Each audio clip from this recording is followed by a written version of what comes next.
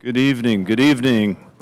Good evening, everybody. It's good to see you here tonight. Thank you for turning out. We are going to stand immediately. We do have a quorum, full dais this evening. We're going to stand immediately and say the Pledge of Allegiance.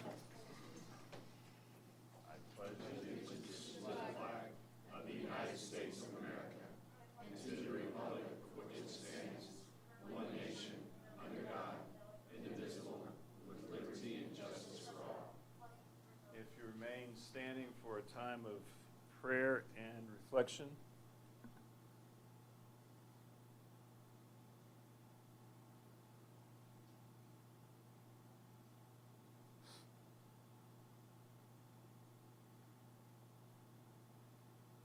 Thank you. You may be seated. We are going to go into the Wimberley ISD public forum. And before we do that, let me make sure that those that will be listening to this recording understand that this is the Board of Trustees special meeting Wednesday, August 3rd, beginning precisely at 6 p.m. All right, Alan. Thank you, sir. The Wimberley ISD vision statement, empowering and inspiring all students to achieve their full potential. The Wimberley ISD mission statement, Wimberley ISD is dedicated to excellence in education, fosters a culture of kindness and respect, creates lifelong learners, and empowers students to make a positive impact in their community. We believe that everything that we do should help ensure the success of all of our students. As educators, we maximize class time in an engaging and challenging way. Our teachers are personally invested in our students. Students in Wimberley are committed to community service, and the community supports students in return. A quality public Wimberley ISD education drives the future of a successful Texas. As a district, we strive to meet the needs of the whole child, academically, emotionally, and socially. Wimberley ISD provides the foundation to create engaged citizens who will become lifelong learners. All our children, parents, faculty, and staff should be treated with kindness and respect. We are committed to excellence in all we do. The Wimberley ISD goals: achieve excellence in education, foster a culture of kindness and respect, create lifelong learners, make a positive community impact. The public forum. Persons who wish to present public comments must sign in prior to meeting start on the day of the meeting and list his or her name, the name of the group that he or she represents, and the agenda item. Each speaker's submitted comments will be allowed 3 minutes for presentation to the board, with 6 minutes granted to a person with a translator. A group of 5 persons or more shall appoint one speaker who will be allowed 3 minutes for public comments. The same rules will be observed for public comments on non-agenda items with the following exceptions. 1. Public comments on non-agenda items will only be scheduled for regular meetings of the board. And 2.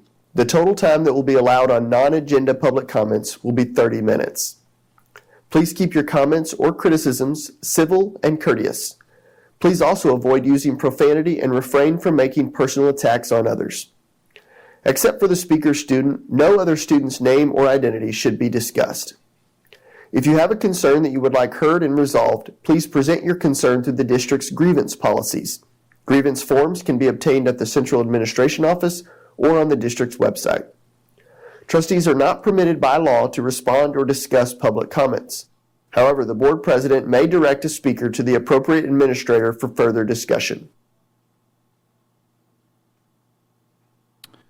So we do have a handful or so public comments this evening. Be reminded that you do have 3 minutes.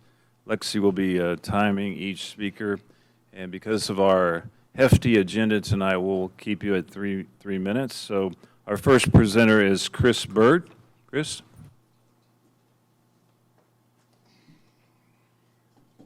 Good afternoon. Is it all right just to stand here? Or you can use the microphone for the recording up there on the dais. Oh, over here. I'm sorry. I didn't even see that. Don't worry, we haven't started the time yet. Let's see if we get this working. Testing. Awesome. Okay. Thank you. I am here to speak in support of the matters that this board is considering, I think you may refer to it as the 1882 legislation, or Senate Bill 1882.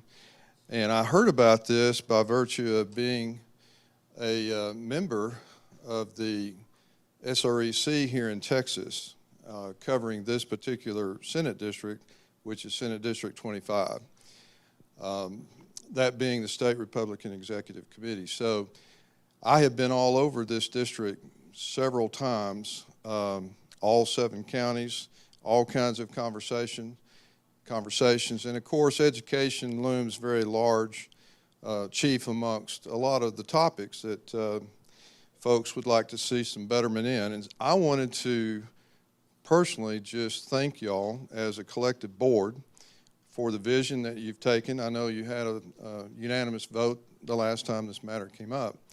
And I've spent some time personally in getting a little bit briefed on this, and find it to be very exciting as offering some really brilliant future prospects for Wimberley ISD. And also I'll make mention that I think I heard in that public comment forum definition, lifelong learners. And this seems to me to be something that would really expand that. I will also comment very quickly, the standard of review protocol that I've been briefed on and I have in front of me seems to be very thorough. The one thing that I would add as a suggestion is that in the future you consider asking any kind of a partnering institution to name this independent school district as an additional named insured or just a named insured. I used to be the risk manager at Diamond Shamrock, found those tools to also be very helpful. So again, I just wanted to give you a way to go and encouragement, and be happy to be a resource in the future. Thank you. Thank you, sir. Leah Duell's in the house. Come on up, Leah.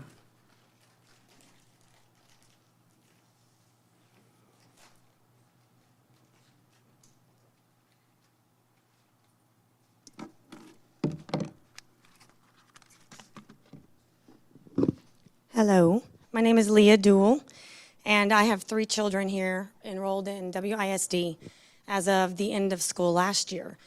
We moved to Fisher, so our children would be transfer students this year, and there's a couple of things that I just have questions about that would help me make my decision whether or not I'm going to enroll my children.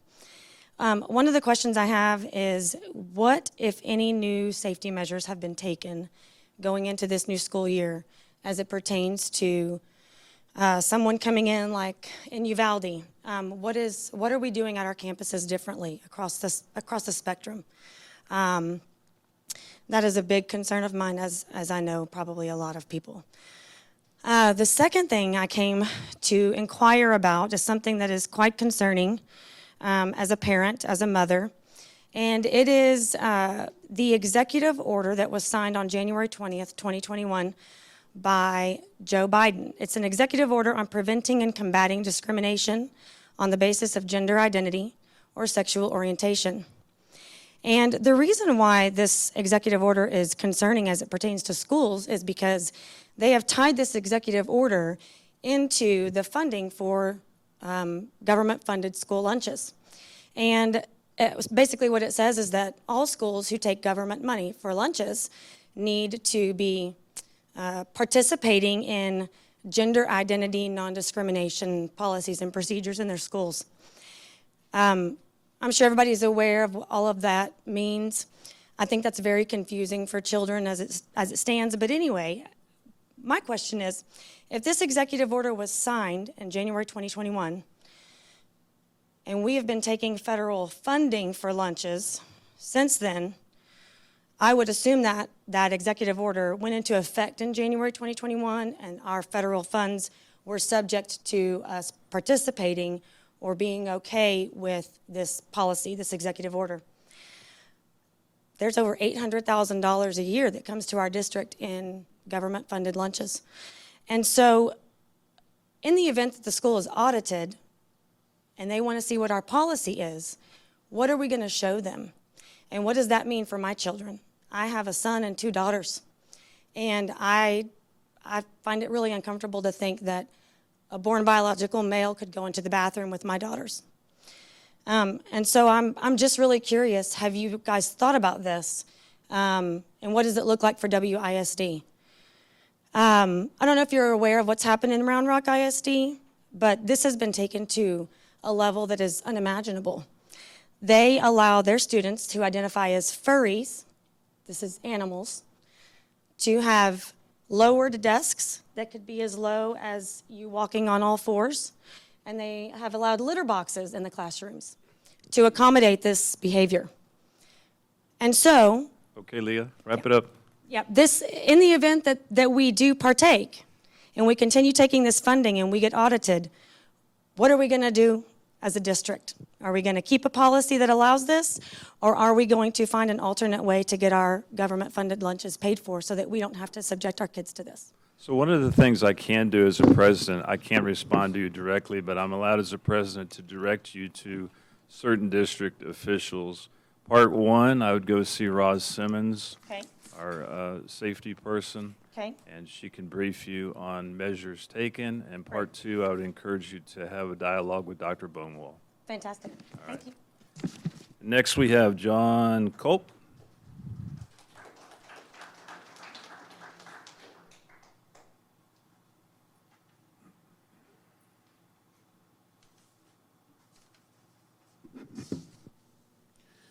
Good evening.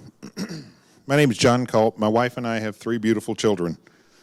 One is a Wimberley graduate and 2 are still in the school system. We're concerned about the grooming of our children by teachers and staff to help align the kids to the teachers' political viewpoints.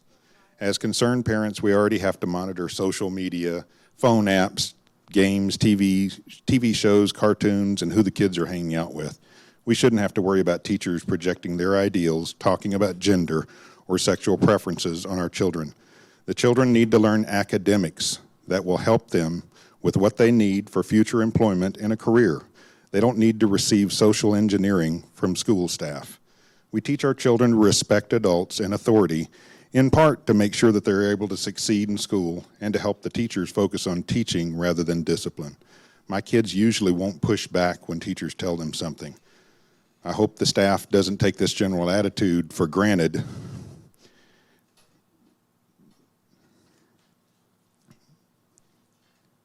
Well-mannered and polite students may not agree with faculty political opinions.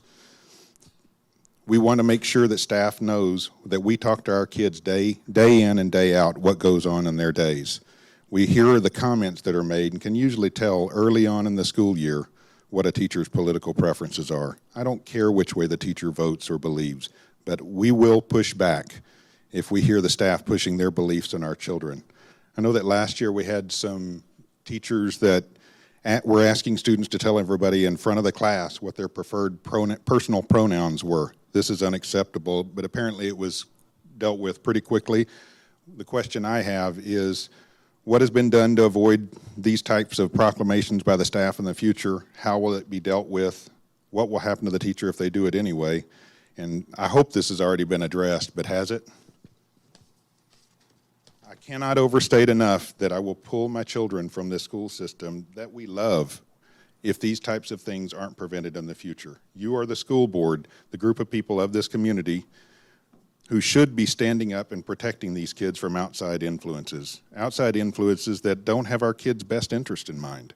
I believe in you and what you stood for while campaigning for school board positions, but I don't want you to idly stand by in order to avoid rocking the boat or disturbing the loud minority of people pushing leftist agenda talking points, nor do I want you in these positions trying to figure out which way the political wind is blowing so that you won't look bad.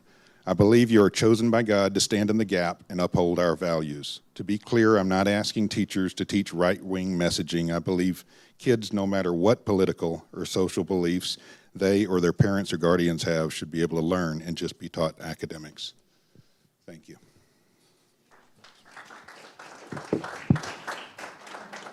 And Joe Basil.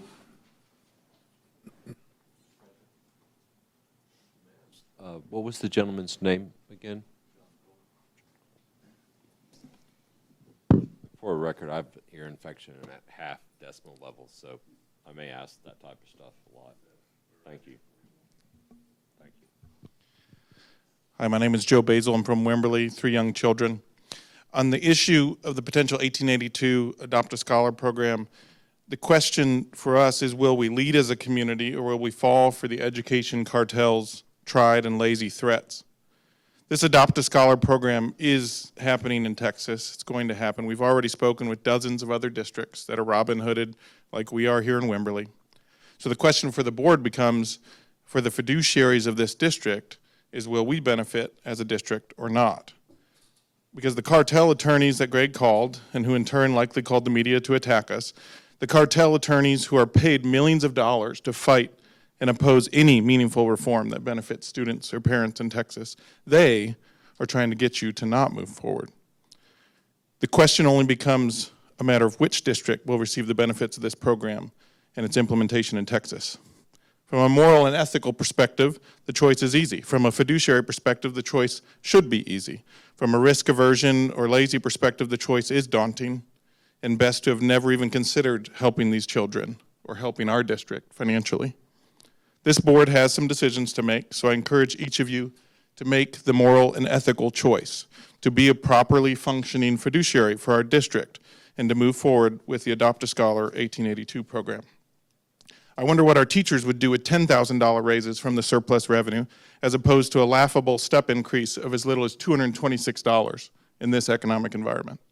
I wonder what taxpayers here in WISD would think if we had a chance to kill Robin Hood, but the board wouldn't do it. I intend to ask all of our teachers, taxpayers, and parents what they think, and those cumulative results will be published back to our community. And perhaps it will help you make the right decision. Because if we find great teachers opposed to meaningful raises, or taxpayers who support Wimberley being Robin Hooded, I will be surprised. I think Greg has made it clear that he doesn't want to do this because of his deference to the cartel, and many of you have made it clear you don't want to make him. So I suggest taking it out of his hands, appointing a point person or team to oversee this initiative, and for them to report back to the board on a monthly basis by email. I would also advise the board to retain a separate board council, as many reform districts have, and as we did here during Logogate. Some of my friends in the room disagree with my use of the word cartel to describe our broken education system more broadly in Texas, but that system is the dictionary definition of a cartel. According to the Oxford Dictionary, cartel is an association of suppliers with the purpose of maintaining prices at a high level and restricting competition. So our public education cartel is more of a cartel than the drug cartels will ever be. The choice is clear. You simply must have the courage to make it.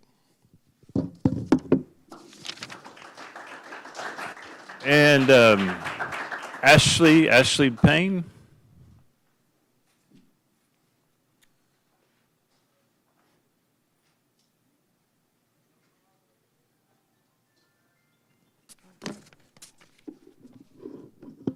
Way cooler up here. Okay. Hello, I am Ashley Payne, the mother of 3 transfer kiddos of WISD. The reason I emphasize transfer kids is 6 years ago we decided WISD was worth making the 30-minute trek each way 5 days a week over Hayes CISD. My kids are A honor roll kids, have been chosen as terrific Texans and rising Rangers, and according to STAR test results, masters in both math and reading. A huge part of their success is due to the amazing teachers they have been blessed to have in a thriving environment. WISD is an amazing school district, but there are a few concerns I would like to address. With all that is going on in this country and has been going on during the last few years, it is safe to say as parents, we have lost trust. We have lost trust in the government, we have lost trust in our education system, and we have lost trust in the safety of our kids. With COVID, our kids' education took a back seat to the flu's big brother. With COVID, we didn't have access to our kids at school. We were prohibited from being involved, which in turn put more stress on the teacher and staff. Things became lax. More and more movies were played, and opinion-based articles crossed our kids' path. When I went to school, the only movies that were played was Schoolhouse Rock. And books consisted of The Magic School Bus and Arthur. Today, that doesn't seem to be the case, and it's been documented that PG movies have been played during to our elementary kids during lunch. I will remind you that P in PG is parental guidance, as some material may not be suitable to children, and it's not up to the teacher or staff guidance. And books being read that discuss race and gender ideology. We need to be teaching our kids facts, get back to the basics of learning to read, write, fundamentals of math and science, educating on our history instead of trying to rewrite it. It is not the school's job or responsibility to be teaching our children about family dynamics, political propaganda, or cultural issues. So I propose having a public list of all books our children have access to WISD posted to the district website, along with posting movies rated appropriately with actual education, material, and purpose. When I hear from my 6-year-old he watched Turning Red while at school, it makes this mom turn a shade of red where people should take cover. I have a concern with pronouns. My kids attended a camp at Hayes ISD where they spent a whole day in confusion with a boy wanting to be called she. A day of distracting an entire camp on one's personal want. Our kids don't need any more distractions or confusion than what is already being thrown at them. We don't need the safety concern with a boy wanting to be associated as a girl on what restroom they get to use that day or what team they get to play for in regards to sports. I hear about other districts catering to kids who identify as furries with lowering tables and installing litter boxes. One big, giant distraction. And last time I checked, our schools are not the Humane Society. So I propose we identify these children based on... Ashley, wrap it up, okay? I'm finishing a yes. Okay. On what is associated on their birth certificate. End of story. I have concerns with safety at our schools. With the recent tragic school shooting that occurred in Uvalde, I want to make sure that we are doing all that we can to keep our kids safe. I do like having Hayes County constables monitoring the roads outside of our schools. I would love to have them monitoring the hallways of our schools. It's not only to keep our kids safe from violence, but it is also to be made aware that there is a drug epidemic actually unfolding as early on as the middle school level. Other districts have lost children overdosing in the last few weeks. This is not something I want to happen to our community or district. I do know that the constables and sheriffs are outnumbered. That is why I propose creating a parent task force. A vetted group of parents that rotate volunteering at the schools. Ashley, we need to wrap it up, okay? Okay, you're right. Okay. I think as parents, we are looking for transparency, and with transparency, we can build trust. We trust that y'all have our kids' best interest at heart, and we trust that you as a board will make the best decision that represents the majority as a whole. Thank you.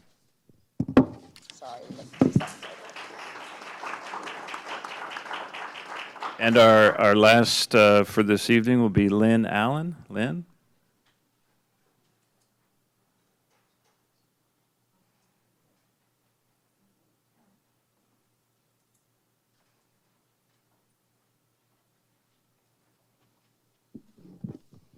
Hi, my name is Lennon Allen. I've been asked to read a letter on behalf of Alicia Blythe, and so I'm just going to read her letter here to the board, dated August 3rd. Dear school board members and President Bonewall, I've been listening to so many concerns all over our Wimberley community about words from the mouths of teachers and the content of books in our school libraries, book fairs, classroom bookshelves, and textbooks. I fully agree with the seriousness of their concerns. First of all, educators carry a tremendous amount of power and influence over students. As good parents, we teach children to listen and respect what their teachers say. With that said, teachers must also understand that they have a lot of responsibility and accountability for every word they utter and every book that is put in the hands of students in the school setting. As a lifetime educator, raised in a family of educators with both father and grandfather as school district superintendents, and then marrying into a family of educators, I have been given a legacy of vital career thinking about what's best for the kids to which we've been entrusted. First of all, it's clear our job as the adult in the classroom is not only to teach academics, but also teach and model human virtues such as respect, truth, honesty, integrity, responsibility, and best effort. It's critical to impart to kids how to value one another with listening skills, taking turns, and never putting others down. These basic human virtues are essential to learning and take place and for students to take them into life and beyond their school days. These virtues apply to all people in all places. However, I have learned as an educator in public schools that personal belief systems should be left to the family of each student. It's not our position or right as educators to step into those areas that are given to families. For example, I am a Christian. I have strong personal beliefs about Jesus. Through my career, I've had precious students who come from families whose belief systems are Muslim, Hindu, and a variety of other beliefs. I would never, as a teacher, impose my personal beliefs on those kids. The privilege belongs to their families, and I honor and respect them. These are the kids, and these are kids, and this is public school. In today's world, there are so many belief systems that educators have no right to advocate, promote, or impose on school students. For example, religious beliefs, sexuality, gender issues, political views, to name a few. For a public school educator to step in and speak about their own opinions and beliefs in these areas, providing and promoting books to children or having any classroom display associated with those personal beliefs is overstepping boundaries. As educators, we should model and teach respectful, universal virtues to kids, but we should never impose our personal beliefs on our students in any capacity. Please, board members, help our district establish boundaries for what is appropriate for all students. Thank you. Sincerely, Alicia Blythe. Thank you, sir. Now we'll move on to item number 3 and our agenda for this evening, and that's our 2022-2023 budget workshop. I know a thrilling budget or a thrilling agenda item for all in the House. I know we're excited to hear from Moises and from Dr. Bonewald as well. So, gentlemen, it's all yours. Thank you, President Campbell. Members of the board, Moises has agreed to let me join him. And so we are going to be going through a budget workshop. We are going to start at just a very high 30,000 foot level. I'm going to share just some basic overview of the state's school funding system. And Moises is going to dive into some real specific numbers with you. So first of all, just starting out with this slide saying that this is the current system. It's a little bit complicated. I shared with you guys that I had the chance to go to the First-Time Superintendent's Academy last week. I was with a group of about 50 to 60 superintendents who have been working with school finance. But even for those guys who work with it frequently, it is a complicated system, and we recognize that. The funding of public schools in general. We're funded through our local school district property taxes, what we most often talk about. You may hear those referred to as ad valorem taxes. Some districts also receive various state funds, including the Foundation School Program Fund and the Permanent School Fund. There are federal funds that we receive here in Wimberley, including title funds, ESSA funds, and ESSER funds. And then we also have local revenues that you'll see reflected in the budget. Football practice kicked off. We've got gate receipts from volleyball games, football games, sporting events, other things that we host. So those will be small revenue sources for the district. Comparatively speaking, there's interest on bank accounts, rental fees, and donations as well. Now, in 2019, the system for funding schools was overhauled. It's called House Bill 3, and it set a basic allotment.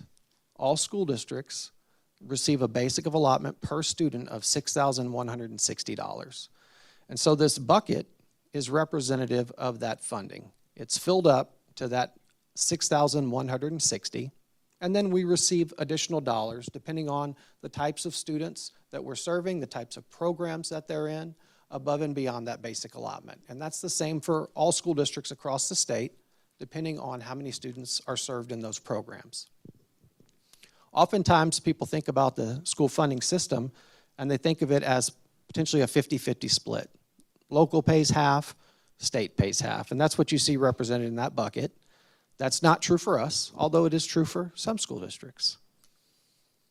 If your property values are not high, if you don't generate a lot of value locally, then the state comes in and they fill up a larger portion of that bucket to get you to that basic allotment level. In our case, it's quite the opposite, right? We have strong property values compared to the number of students we educate, and so the bucket is primarily served, and almost 100% served in our case, through local property taxes.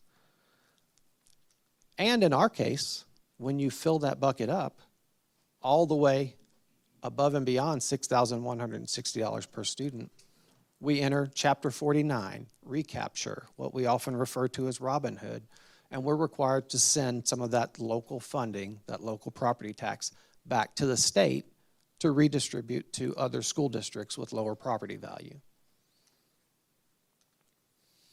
Now, something that people often don't understand about school budgeting is that it's an estimate. We are constantly working with estimates. We estimate student enrollment. We estimate student attendance. Now, this has become particularly challenging in the last couple of years. If you look back historically, school districts, school administrators were able to pretty accurately estimate school attendance, which is a big driver in the revenues that you can expect. Now, coming out of the pandemic, these last few years, we've experienced students not coming to school as frequently. And so that revenue generation estimation has become more challenging. Another estimate is student weights, right? We receive additional funding for students who are served through special education, bilingual education, career and technology programs, and we're estimating the number of students that are served in those programs. At the end of the day, we will have gone through this next entire budget year, and we will still be in the estimation portion. We won't actually know until after we've completed a full year the amount of funding we truly receive. So it is a work in progress throughout. Now, in the state system, you may have heard people talk about tax compression. With House Bill 3, our state legislature made an effort to try to help property tax owners. Property values have been growing tremendously, particularly in our area, and so they created the concept of compression. And we're funded in 2 tiers. Tier 1, that basic allotment. The maximum compressed rate is your maintenance and operations tax rate that's necessary to generate 100% of the basic allotment, $6,160 per student. In Wimberley and in most school districts, the local community has already approved an additional taxing effort, and that comes into Tier 2. You've probably heard us talk about golden pennies before. In our system, there are 8 golden pennies. And the great thing about that additional funding is when a community supports its public school in that way, and if that public school is subject to recapture, for those additional pennies, for that additional effort, those pennies are not subject to recapture. So you have the opportunity to keep more funding than you do with your Tier 1 funding. There are also 9 copper pennies that are potentially available to school districts. They are funded at a lower level, half the value of a golden penny, and they are subject to recapture. So in a district of our, currently we have a portion of 1 copper penny that has been in place for years. Those pennies are not of the same value to our school district because they're subject to recapture and they're funded at a lower rate.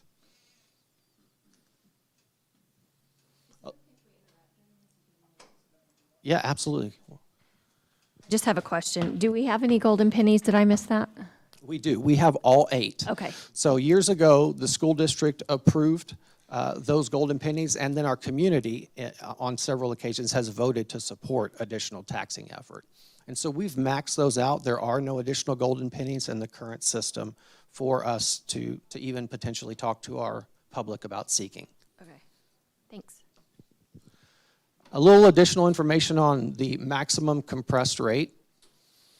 We mentioned that July 25th was a big day for us because we were waiting to get the final certified values. And we really need those numbers to verify what this rate is going to be. House Bill 3 back in 2019 was trying to help reduce the tax burden of property owners by reducing M&O taxes as property values increased. Because we recognize the school district doesn't have control of those values, the homeowner doesn't have control of those values, and if the tax rate stays the same as those values catapult up, it can be a significant burden on the homeowner. So the state incorporated a program that requires, if your local property values grow above 2.5%, that your rate starts to become compressed. And the higher that level of growth, the lower your M&O tax rate moves. So as a local school board, you don't have the authority to set that rate. The state actually sets that rate for us. Now, the state promised to make up the loss in revenues with the state's share of funding. We don't really receive that because we're a Chapter 49 district, so that's not applicable to us. And after Tier 1 funding levels, TEA calculates the maximum compressed rate using the certified property values for the district. Just a little bit about our budget development process. I didn't live that with the district this year. I have lived it with the district in the past. I know it's a similar process.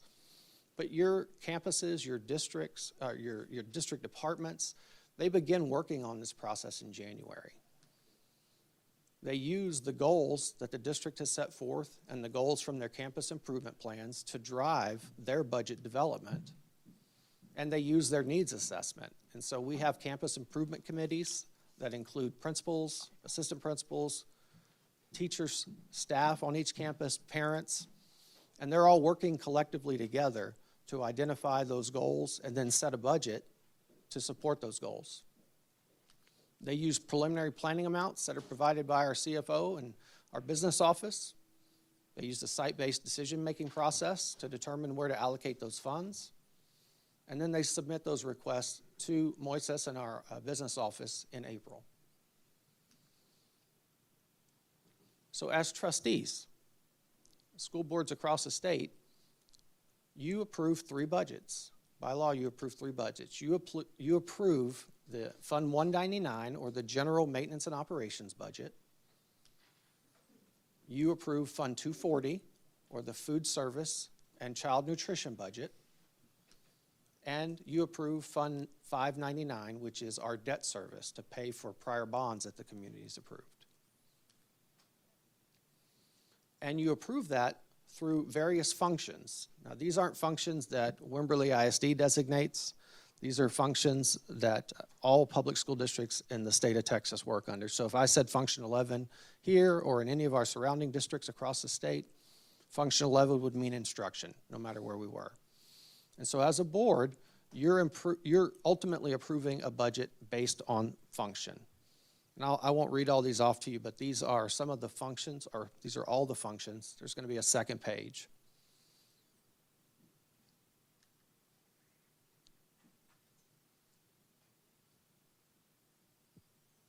And there's certainly a more detailed budget that is worked on by each of these departments and each of these campuses that go in to make up, ultimately, the budget that you approve. So the approval process, we have this meeting in early August or late July every year after those certified values come out. At that point, we have an ability to estimate to the best of our ability, given the information we have. We have a proposed tax rate that'll be brought forward for us to discuss tonight based on the formulas the state has. And then we will be calling a public hearing for a future meeting for the board to consider the tax rate and the budget adoption. Can I just have a quick second? I'm very sorry. Will had to go. River Mountain Ranch has a big fire, and they're starting to evacuate people. So if you're in River Mountain Ranch, you might want to check on that. So he's going to check on his house, and sorry for the interruption, but I just want to let people know what's going on. So, thank you. And of course, we'll have that second meeting. It's going to be discussed tonight by the board, maybe moved to August 22nd. But there, the board holds a public hearing to discuss the proposed budget and the proposed tax rate, and ultimately adopt a budget and a tax rate. That budget that you approve and adopt officially opens on September 1st of every year. At that point, then our campuses and departments can begin to put in requisitions and purchase orders to fund the needs of the district for that year. It's a living document. The budget's reviewed throughout the school year.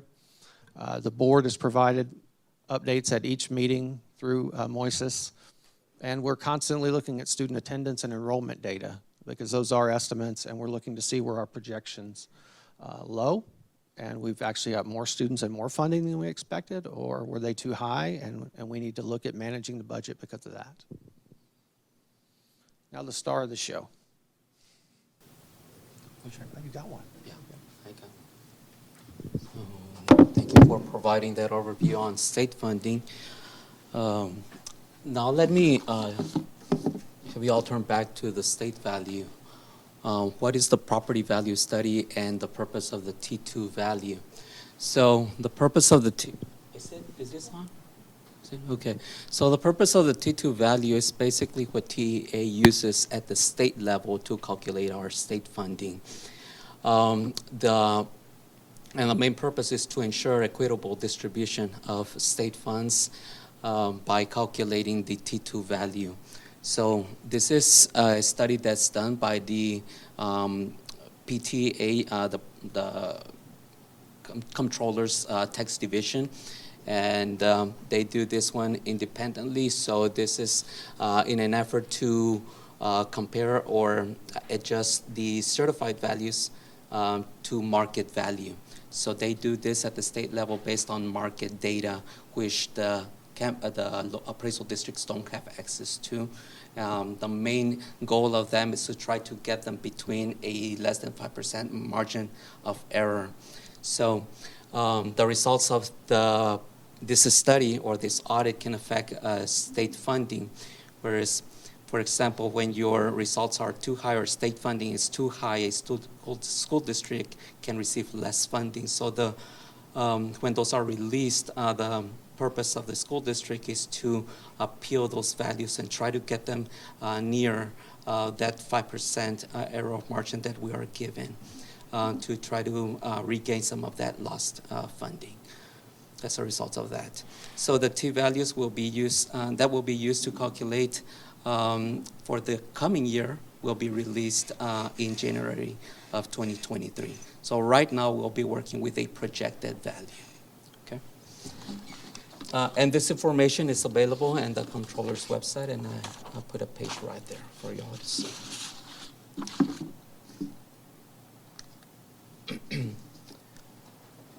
This is a historical graph that shows how much the value growth has been throughout the previous years. This information was provided recently by firm Perdue and Brandon. The average growth over the last 4 years has been 4.43%. A couple months ago, the Texas Association of Appraisal Districts published that school districts were going to experience growth between 20 and 50% across the state. As I stated before, the TEA is using and has been used for the last couple of years an average growth of 4%. As you see right there on the graph, that 4%, we haven't seen it since 2016. So the growth for this coming year are significantly above those state or comptrollers' projections. The firm Perdue and Brandon is assuming that there will be a great majority of the school districts failing the audit this coming school year. So what happens when you fail the audit or this PVS study is that you have to appeal to the comptroller to bring those values down. We have a period of 2 years to do that. If the school district does not is not successfully reducing those within the 5% margin, then what happens is that we do not get penalized, but what the state does is they assign you a value which can be a lot higher than what your local value is, and therefore causing a reduction in state funding. You may be getting to this, but do you mind kind of netting that out for what the impact of that is to WISD? It's very minimal because our state funding, it's less than 1% of what really of our total revenue is. Okay. We depend a lot on local. But you're using terms like much higher, which makes me nervous. Yes, which is, yeah, that's kind of what we are usually trained. That's the information that we receive. And the majority of the impact is on Chapter 48 school districts. But this is something that has to be done across the state, even though our values are within or over that 5% margin of error. If this doesn't rabbit trail you too hard, Moises, I have some friends in real estate like we all do, right? And I've heard that there's some legal issues going on with tax appraisals, and there's might be a lawsuit going on, whatever. So if that goes through in my lifetime, how do you see that affecting our district? Is that going to hit us in any way? Lawsuits, are you referring to property? Right. Properties, okay. So what happens during the appeal process, you hire an attorney. The state randomly selects properties that might be overpriced, so the attorney has to appeal to the state and convince the state that these properties that were on lawsuit might be are probably over marketed, overpriced, and they have to come to an agreement to reduce those. I hope that answered your question. Yeah, I don't think I asked the question correctly. I'll catch up with you about it. That's not much unlike what we all go through as homeowners every year, right? When we get our property tax bill You're and talking our about appraisal. protesting the value, Right. probably? Same concept, right? Yes. Right. It's kind of the same concept. I just want to add in there, I think we're in a really interesting time. I mentioned it in terms of student attendance and some of the things that we've been able to project in the past that are just outside the norm. And here's another example of that. I mean, during my adulthood, I haven't seen in our area of Texas this kind of unpredictable growth in property values and home values and things of that sort. And it's not something I really knew until the last few years when I got to work more closely with public school finance. Our local county appraisal district is really held to task by what the state says those values should be. And so as a part of their power is to say, we're going to impact your local assessments if you're not keeping pace with what the state says they ought to be in your area. And so just to add to Moises's point, that is especially of concern to school districts whose primary funding comes from the state. It's not as much of a financial threat to a school district that sends money back to the state. I experienced this in my prior district as well, but I think part of it is a function of the times, and it is definitely something that we will have to keep a close watch on across all school districts because we are in that strange flux right now. Yeah. Another thing you have to know about the T2 value is the local appraisal districts do not know what that value is. They do not calculate that value. That's calculated at the state level. So when we get the certified values from the roll that we receive, we're not able to estimate what that value is going to be. So, or there's anywhere in there that tells me a number, this is what your value is going to be for the coming year. We have to work with a projection, which Dr. Bonwa mentioned that we're not going to find out or know until the end of the coming year. So during settle up time.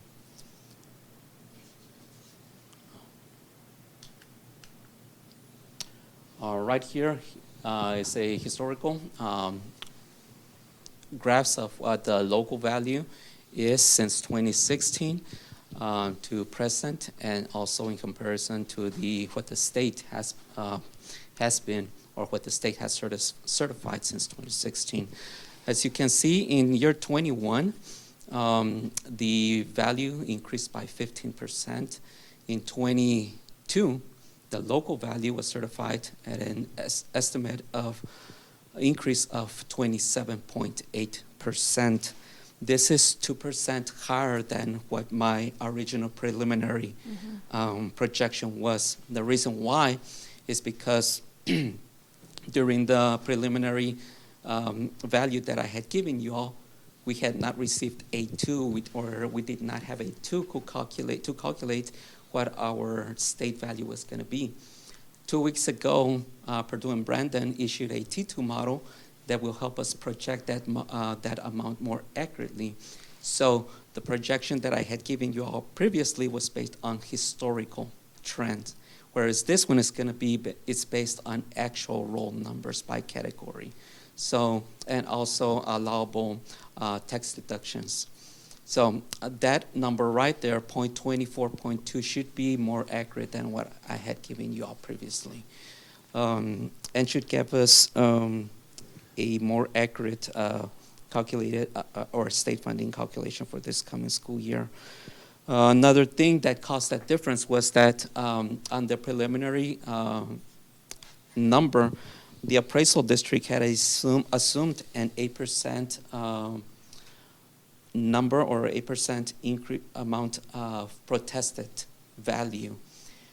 When they certified it, they increased that from 8 to 15%. So that again caused that increase there in that final certified value, which is an increase or a difference right here where you can see of 2.8 million. If you subtract that from your 3.5, is like a 666 million difference, which puts us at about a year behind. If you notice the difference right there, 682,000 in comparison to the local value. So obviously we are going to fail this coming audit or PVS study, and we are going to have to appeal that value.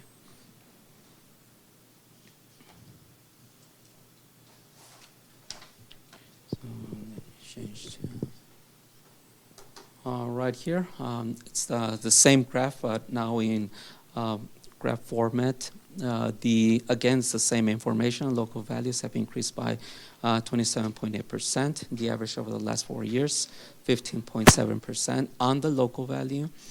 The T2 value is projected to increase by 24.2%. And the average over the last 4 years on the T2 value has been 14.6%. So have we been in a position of having to appeal basically every year for the last several years? Yes. Yeah, and how's that gone? It's gone successfully well because we have recouped more than $1 million in state funding over probably the last 3 or 4 years. Okay. So I think the school districts can go back as far as up to 5 years to appeal those values. So Purdue and Brandon has done a great job in appealing those values over the last couple of years, and we've been able to recoup quite a bit of state funding.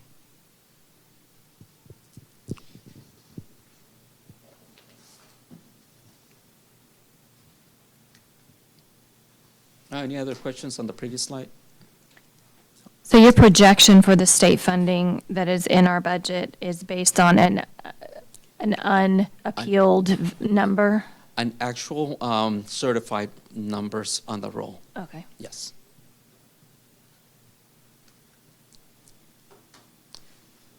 Okay. As Dr. Bonwell was saying, the maximum compress rate was introduced by House Bill 3 in an effort to relieve the tax burden. So legislatures passed this, and they introduced the MCR compress rate, which in 2019 was $1, and since then it's decreased by almost 20 cents. That has been in proportion to the increase in the value, the property value, and there you can see in Tier 2 the 8 cents that Dr. Bonwell was referring to. We have kept those 8 cents since 2019, and we have that extra penny right there, as you can see encircled by the red, which is allowable under the tax code as long as it's unanimously approved by the board and does not need to be taken for the public approval. So we get that option right there on that extra one. Since then, since 2018, or the adoption of House Bill 3, we have lost 20 cents. And in comparison to the previous year, will be, as a result of the reduction in compress rate, will be decreasing our proposed or M&O rate by almost, or by 1 cent, 0.0174. Of course, that does not mean that we are going to lose revenue. It's only a shift of funding from one bucket to another. And that number is pushed down to a degree based on the level of the increase of your property values. And so currently, the state sets a floor each year on how much that can move down. And so at that M&O rate of 0.8046 before any of the golden pennies, that's the floor at the state. So ours is among the lowest that you could have in the state since they set that rate. There's not going to be anybody that has a lower M&O rate for the base rate, the MCR.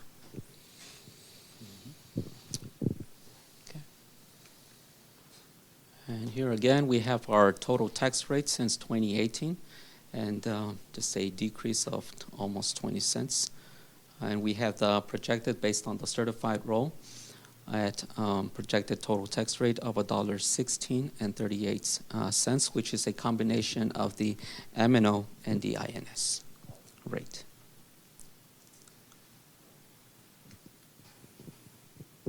Okay. So this is a breakdown of the certified roll that's provided by the Hays County Appraisal District and Comal County. The net taxable value, as you can see right there, is showing an increase of 27.8% year over year. And the total tax rate or collection rate that we are assuming on this proposed budget is 100% collections. The total M&O rate, 0.8911, a decrease of 0.0174, which will generate a total of $5,441,594, an increase of 21.2% in new tax revenue. The INS, we are proposing to leave as is at 0.2727 to cover our debt service payments. Total revenues generated under the INS, it's 1.8 million. For the total tax rate, showing a decrease of 0.0174.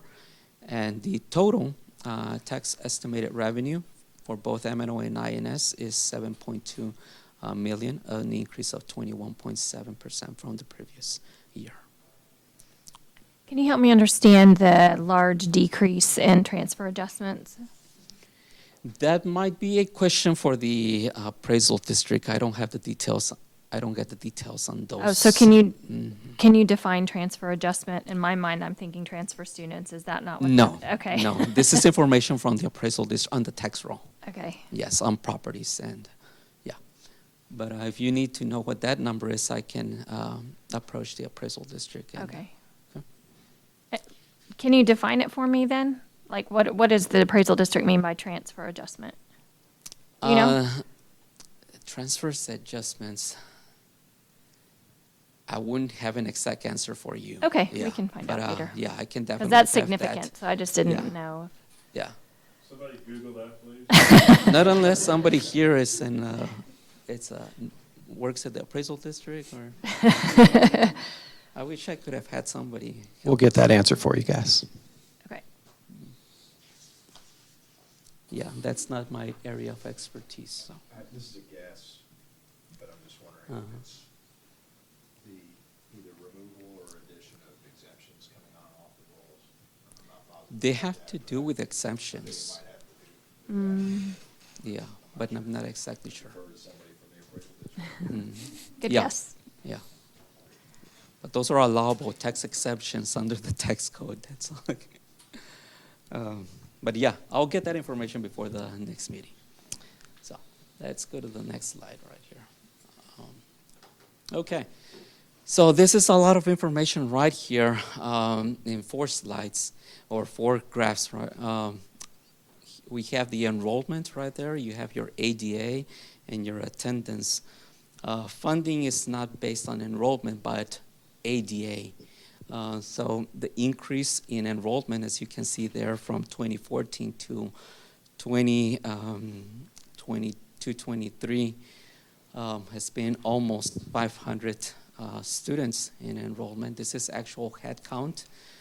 The ADA, that's the one that's most concerning after 2019-20.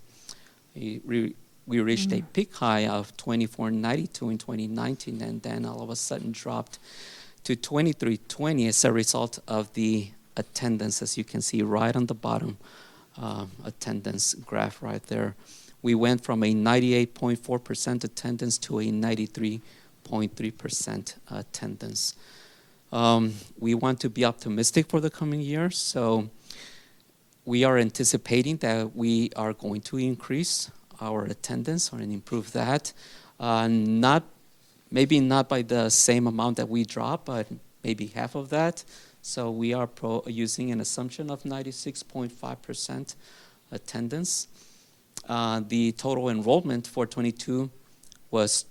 year 22 was 2,637, of which 85 were tuition-based students. Of those, we only get half funding. So the average attendance rate, like I said, for last year was 93.8%. Therefore, the projected, or the end of year, was 2,370 ADA. Our projection based on the cohort model that I had shared with you all last time, which is based on the survival, number of or percent of survival students from one grade to another year over year, projects an ADA of 2,494, an increase of 32 students from the previous year. Any questions right there? Would you like to add anything, Dr.? Just for my friends who also love spreadsheets and predictive trends, I think this is the thing for school officials right now that's the most concerning, is that we had this history of working with budgets where we could be much more accurate in predicting. And so as we talk about that 96.5, and if that's a safe number, you can see we exceeded it significantly prior to the pandemic. Where are we going to land? What is that going to look like? And we're not the only ones fighting that challenge. What is our enrollment as of today? Do we know? It's changing by the minute. We have all of our 4 campuses enrolling students right now. Okay, fair enough. It is looking promising, Yeah. I'll say. It looks like it's going to be up. Okay. So we feel like we're being safe in projecting that 32 number, but it's really too early to tell for sure. And I will adjust the final number that you all will approve on the next regular board meeting before the next regular board meeting. So you all will have that information before. Okay. That way we'll adjust the revenue too. Okay, so here just we're doing a transition here on our conversation. I guess in the midst of all this chaos that's going on across the state or nationwide, we have some good news right here to share with y'all. The TRS rates, as you all know, the previous years have always been increasing, and this is the very first time that we see some decreases as a result of the methods that were used to calculate or come up with the state used to calculate this new rates, which are now based on a regional pricing model, and which caused those rates to decrease significantly.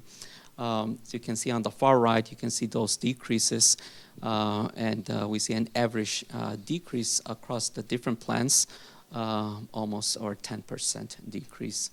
Those premiums for each of the employees will decrease between 9.4% and 16%, depending on the type of plan that they have. The majority of our employees are in HD and the primary plans, and they should experience monthly between $636 and $1,164 savings. The district continues to contribute $300 on the monthly premium, costing the district annually a little over $1 million. I just want to clarify that saving is annual, not monthly. Sorry, yeah. Yeah. I wish I could say it was monthly. Yes, about that. Yeah, that's annually. And do we know, did they increase deductibles in order to get to that decrease in premium to where we'll have teachers with more out-of-pocket expenses? You want to answer that? No, they didn't. No? What they did was they instead of having a one-size-fits-all for the entire state of Texas for this plan, they broke us into numerous regions, and they looked at the average healthcare cost among that region, access to care, how many doctors, what you typically have to pay, even the health of those groups within that. And it turns out that our access to care and the health of folks in this central Texas area must be better than some other areas of the state. Okay. Because some areas are experiencing an increase in premiums. Got it.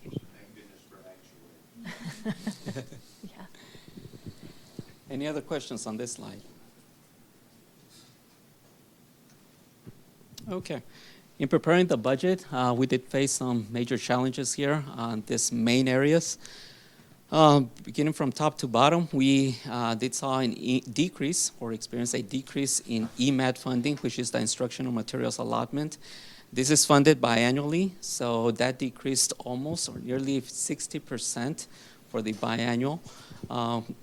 We currently, at the moment, we have only about 47,000 left in of those funds. So since we're not going to get funding until after the new legislative session is over, we're going to have to allocate those costs into the local budget, increasing our operating budget by 84,000 right there. We are also experiencing increases in utility cost by 40,000. In the area, okay, we have another new cost right there, cost by House Bill 1503 on the PEC, Poll Lease Fee. We are now going to have to pay a fee for leasing our poles and using them to run our fiber optic infrastructure. So that's going to cost us about $5,500 annually. And that's expected to change depending on the number of poles that we are leasing. I fully expect you'll hear me talk with you about unfunded mandates from time to time. And so this was new legislation that came into place this past legislative session that allowed electric cooperatives to charge nonprofits and schools for access to the poles that run the fiber that support our internet access. And so it's coming online and hitting us for the first time in this coming budget year. As districts expand and need further access, you can expect that rate and cost will increase over time. This will be the first time a district's had to pay it. Right. As you all have seen an increase or experienced an increase in fuel, we have our budget has been impacted by 52.2% since September 21st, therefore increasing the cost to provide transportation services by 47,000, which is a 42% increase to the transportation diesel budget, diesel and gasoline. The cost of supplies has also increased, so we are adjusting the maintenance and custodial general supplies budget by 42,000, 5.5% increased. Line 6 is showing also an increase for Hays County SRO services and constable traffic control services by 64.2%, equivalent to 115,000. Is that inclusive of what we're going to be talking about later tonight, or It's not. So that's going to be even higher? Yes. So if we approve that. just to provide a little extra clarity for the board on this, back in October of last school year, the district began utilizing the constable services for traffic control at all campuses rather than just Jacobs Well, which had been done previous. And because it happened in October, it wasn't something that the board had approved as a part of the budget in the prior year. And that's why you see that cost increasing extensively. It's because it wasn't in the prior year budget. Line number 7, we have the property and casualty insurance also increase their premiums slightly by 9,500, but deductible was increased for weather pros from 100,000 to 500,000. We went with the lower premium option here. The appraisal district also increased their services for tax collections and appraisal by 32,831, and these are adjusted based on the growth in value as well. And finally, we have the recapture payment increasing by 80% for the new year from 4.6 million to 8.3 million. Therefore, the total budget increase is on these major items is 62.3%, equivalent to 6.6 million.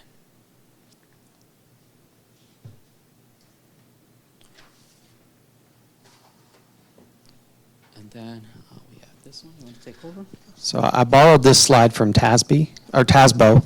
We, in that first time Superintendent Academy, they shared this slide. I thought it was a good visual. I used buckets earlier to talk with the board. They used coffee cups, but they represent that basic allotment.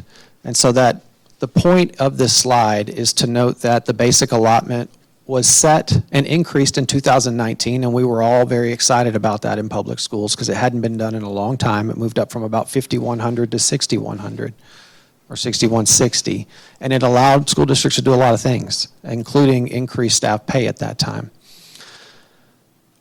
When we look at the cost of services, goods, inflation, that coffee cup, that 6160, that basic allotment is still in place today.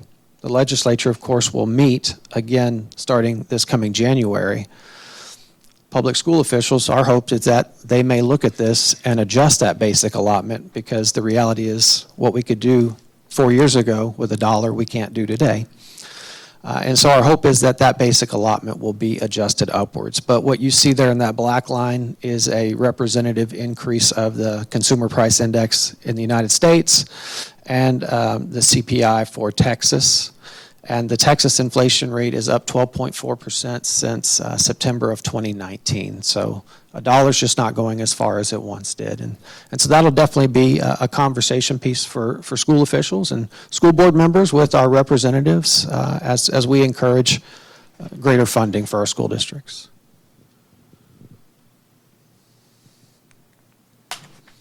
And this is just an important thing to keep on our radar.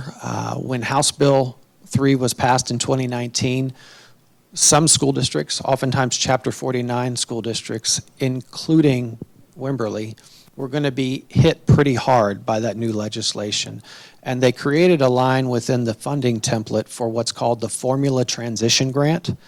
And over the course of time, the value of that transition grant has declined. They were trying to give school districts some time to adjust to what would ultimately be reduced funding. We are receiving that grant in the coming year. It's estimated about $92,000 of value. The Formula Transition Grant will be in place for next budget year as well. But unless something changes with the funding system, it's set to expire after not this coming year, but the following year. So it's something to just keep on our radar. We are among about 180 school districts who receive some funding from that Formula Transition Grant. And just know that this grant is distributed through the funding formulas. So it's part of the foundation payment that we receive. It's not considered a separate grant, okay, with its own expenditure requirements. It's part of the funding formulas. Okay. So that is included, just so I'm clear, in the state revenue line? Yes. Okay. Yes, correct. Okay. So now let's get into the proposed budget. Here we have the proposed revenues. You did receive a packet, or was sent to y'all. One of those handouts compares the previous year to the current years. This is what we are proposing, but I'm going to make reference as we move through these slides in comparison to the previous year. So I will mention some percentages in there, which you all received on your handout. This revenue that we see right here on the local part is reflecting an increase of 21%, which is basically your new revenue that we are generating as a result of the growth in value. Okay. On the state level, we are experiencing a very minor increase of 34,000. So we are proposed a general fund amount of 2.4 million. And in the federal revenue, we are proposing 195 for the general fund, and the nutrition program, $821,000. And overall, in the federal revenue, we are experiencing a decrease, which mainly has to do with the revenue coming from the food nutrition program. We are expecting a decline in meal participation for the coming year. As you know, the previous year we served free meals, so we had a high amount of participation. Well, we are not expecting the same participation for this coming year, so we are anticipating a decline in the revenue in the nutrition program. The debt service, we are proposing a total revenue of 9.6. So the total proposed operating revenue for the coming year is $45,228,686, which is an increase of a net increase of $7,163,370, 18.82% increase from the previous year.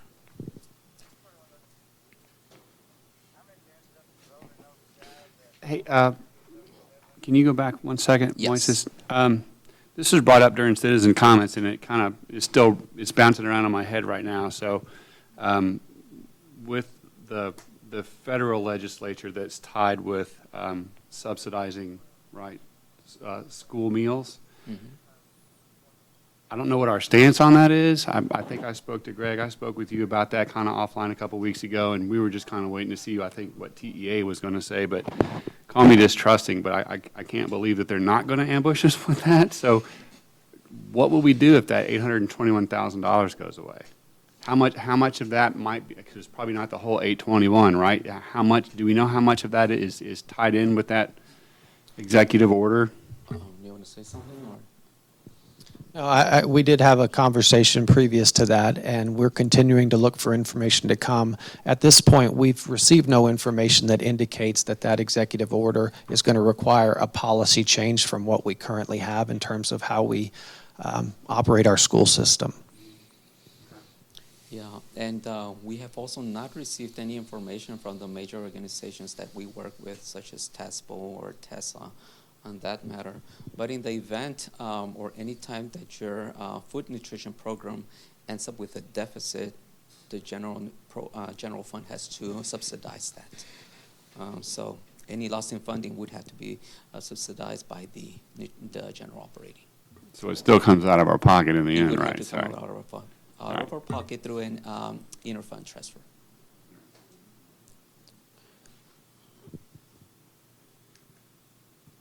And here is a graphical representation of the total revenue. So you can see the total or local revenue makes up 91.91% of the total operating revenue.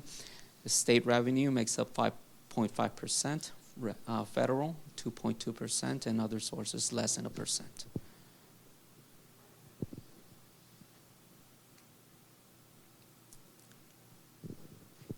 So we are almost 100% dependent on local revenue and not state revenue.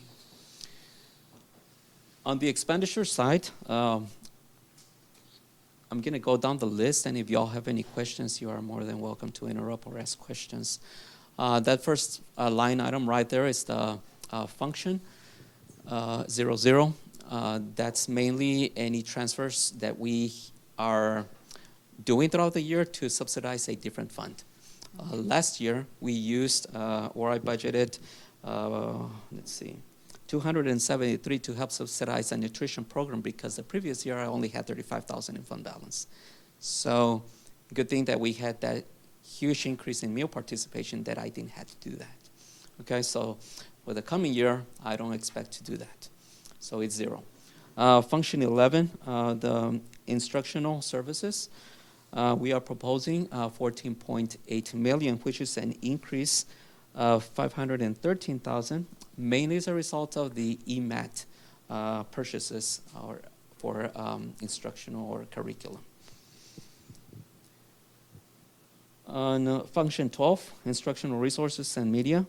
That one is in reference to the operations of the library, salaries and anything that's related to the function of that area. Just a minor decrease right there. Function 12, instructional resources and media. Oh, sorry, I'm rereading that.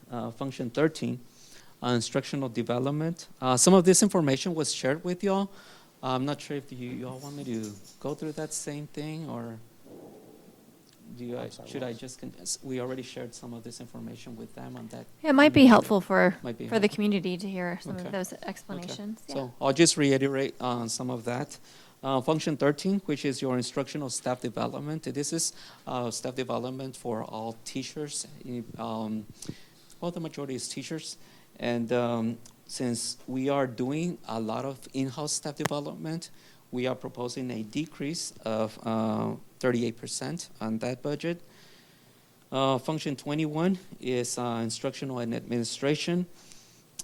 We are increasing this one by 82% as a result of the state-mandated reading academies for the campus administration. And then we have school leadership, function 23, which is the administration of campuses, your principals' budgets and things, the staff, anything that goes with that, just a minor increase of 44,000.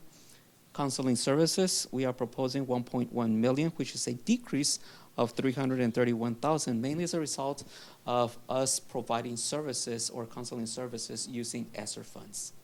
And we have ESSER funding until 2024. We currently have ESSER 2 and ESSER 3. ESSER 2 will expire next year. ESSER 2 will expire in 2024. So we still have those funds to work with. Function 33, health services, we are proposing, let's see, 228,000, which is a decrease of 42,000. That one is decreasing because last year you all approved the purchase of defibrillators. So that's almost 30,000. And there's some other adjustments that the nursing budget submitted as well. Function 34, we are proposing an increase. Let's see, right here. I'm getting mixed up with my lines. An increase to the student transportation, mainly as a result of the cost of providing pupil transportation. In the line 35, food nutrition program, we are proposing a budget of 936, which is also reflecting a decrease of 256,000, the reasons which I mentioned before. Function 36, curriculum, anything that has to do with athletics, just a minor increase of 22,000 right there. General administration has to do with the central office operations. We are proposing a decrease of 64,000, mainly as a result of reducing illegal fees and those fees that were also used for the search firm, the superintendent. Function 51, we are proposing 3.5 million, showing or reflecting a decrease of almost 200,000. And the reason for that is because this is reflective of what we are projecting as ending up at the current year. So just to kind of match what we ended up the year with. Function 52, security and monitoring services. Here we are reflecting an increase of 81,000. So the budget that we are proposing for security and monitoring services is 501,000. Moises, does that include the SROs? Yes, sir. And we've been talking about increasing or decreasing. That's not really reflected here in the spreadsheet. So we're just looking at totals here, which I appreciate the simplicity of it, but I'm sure there are some folks who would like to see, for example. Page 8's got your increase, decrease over year. Right. Page 8. I'm just wondering what constitutes, I guess it comes from staff budget, I guess. Like the coaches say, I need $10,000 more for this. I mean, do we have insight into that information? Like what's driving a particular request for a budget increase? Or I guess they don't ever request a decrease, but that would be nice to see too. The thing that I did different this year is have each of our directors do a zero-based budget. The campuses submitted budgets that were based on their actual needs and their projected student enrollments, not based on historical trends, but everything that they submitted is for contracted services, general supplies, technology, consumables, travel, meals, and things like that. So, I mean, I'm sure we're not being frivolous, right? I'm just wondering what incremental line items per department, you know, what they're asking for. What is our staff asking for? What are they short on? Right? well, we have our What drives directors. that? We have our directors here. Did y'all like to comment on that, or? I mean, I can just give you the most recent example that Moises shared with me as he was sharing these, really the process for building this budget over the past number of months prior to me arriving. So we were talking about plant maintenance and operations, and for 2 years, our maintenance team has needed a tractor. It's about a $31,000 cost, and it was something that from the initial information that Moises sent to you guys a couple weeks ago to this time, that rose to, we had missed adding that in there. So he has added that in there at this time. I'm just thinking as a citizen in the district who might not have kids in the district, and like, why are they collecting this money? I'm sure they would love to see where it's going, and I know that's probably like super tedious, and no one would want to do that. What are the chances of us getting to that level of transparency with the public? And all that documentation is public record. You know, we can print out that 60, 100-page, whatever it is, line item budget that goes through each one of these, and here's what it's for. And those are available to our public if they'd want to request those.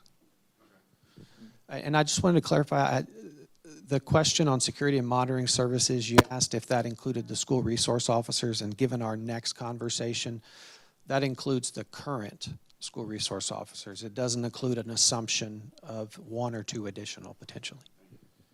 Yep. Okay. And then we have function 53 for data processing services. The technology department is requesting an increase to this budget, mainly to purchase or replace some smart boards. And then we have the function 21, which we are kind of leaving the same. Function 71, we have the debt service payments, 5.8 million. Function 81, we have your acquisitions or capital with nothing in there. Function 91, Chapter 49 payment, also reflecting that increase that I referenced before. And then we have function 99, which is mainly your tax appraisal district fees.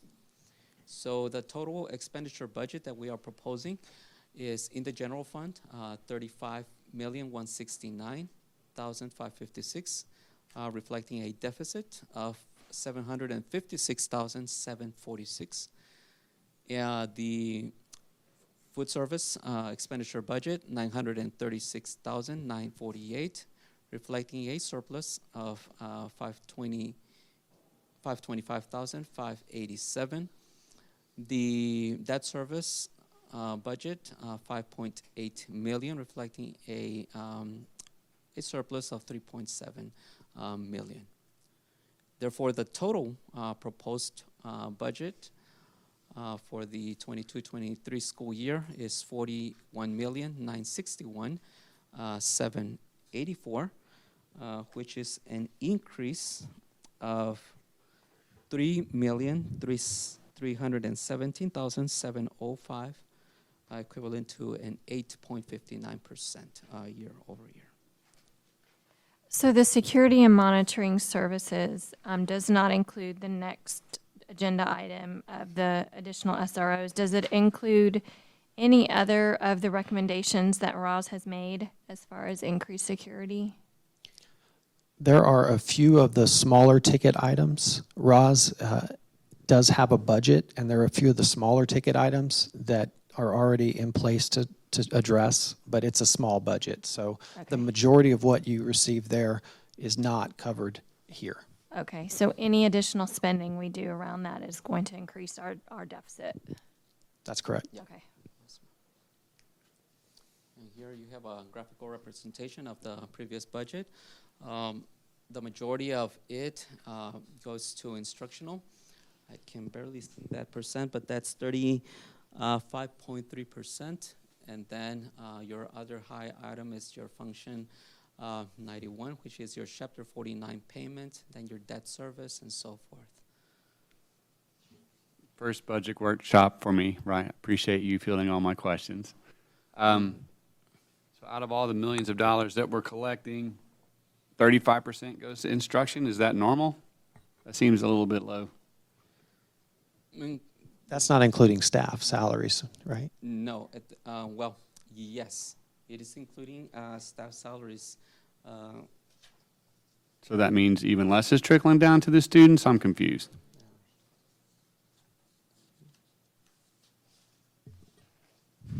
Or concerned, maybe a better word. Moises, No, it is including all salaries. is this including debt service payment? Yes, right there.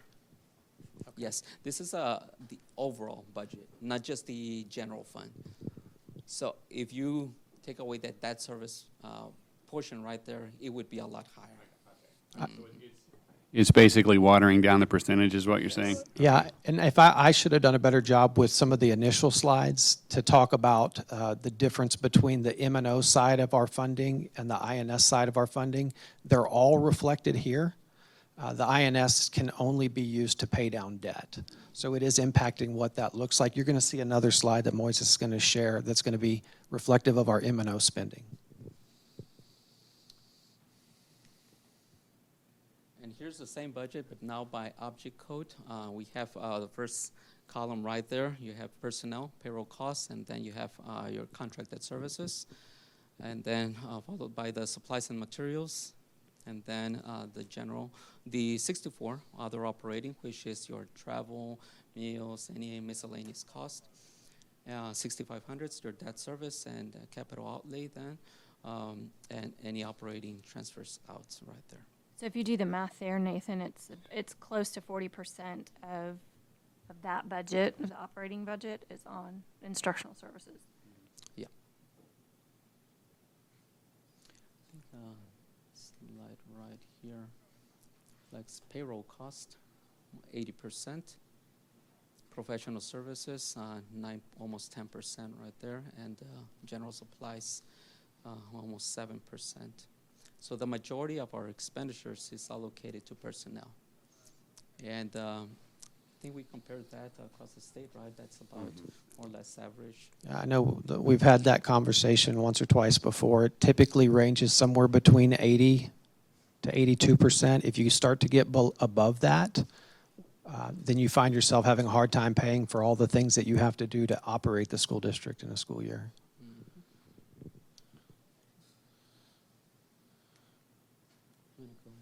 Yeah, I'm going to just jump in and talk a little bit about glide path, if we can imagine an airplane, because running a school district budget is somewhat similar. When you look at the glide path of your fund balance, you don't want it to be too steep, because what that means is that you're receiving revenues and you're not investing it in your kids and your staff, right? You're holding on, you're saving a lot more than you should. You also don't want it to be too steep going down, because that means that you're going to hit a point where you're eventually not financially solvent. Having a historical experience in the district, I've talked to you a little bit about budget challenge versus budget crisis.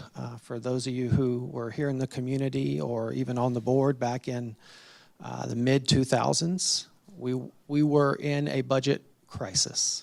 We had $400,000 or so in the bank in our emergency fund, our fund balance, and we had a budget deficit. There were immediate actions that were going to need to be taken. And you saw from that prior slide that 80% of that pie graph for our M&O costs are in our people, because education is a people-heavy industry. Right? We meet the needs of our students and our community, and that requires a lot of people. And that's similar across any public school district. Since that time, you can see from this graph, I'm just so impressed with the work that the board and Mr. York did over the course of that next decade to really build a healthy fund balance. You'll see that red line that's going across. That's sort of the marker of safety that TEA has identified. They say that you ought to have 3 months, basically, of operating expenses in your fund balance so that you can weather some challenging times. And you can see that glide path was pretty steady up, not too fast up, but up, and it was even above that red line after 2017-18. And then we hit some unknowns. We hit some unexpecteds. We hit some, these things have never really happened to us in public ed.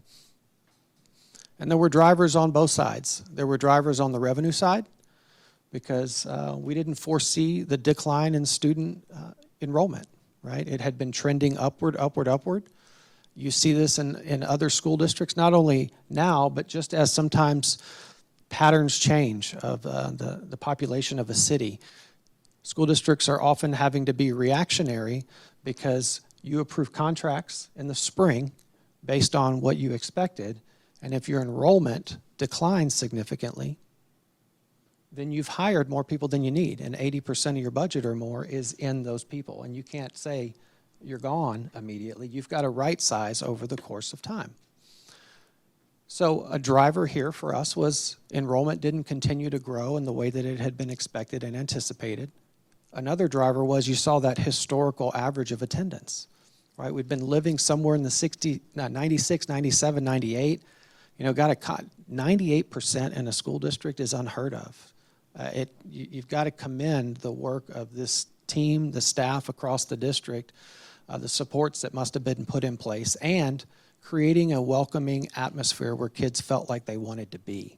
Because that average hovers more around 94 to 95% in the state. So you couldn't really predict that decline that ended up at about 93% here most recently.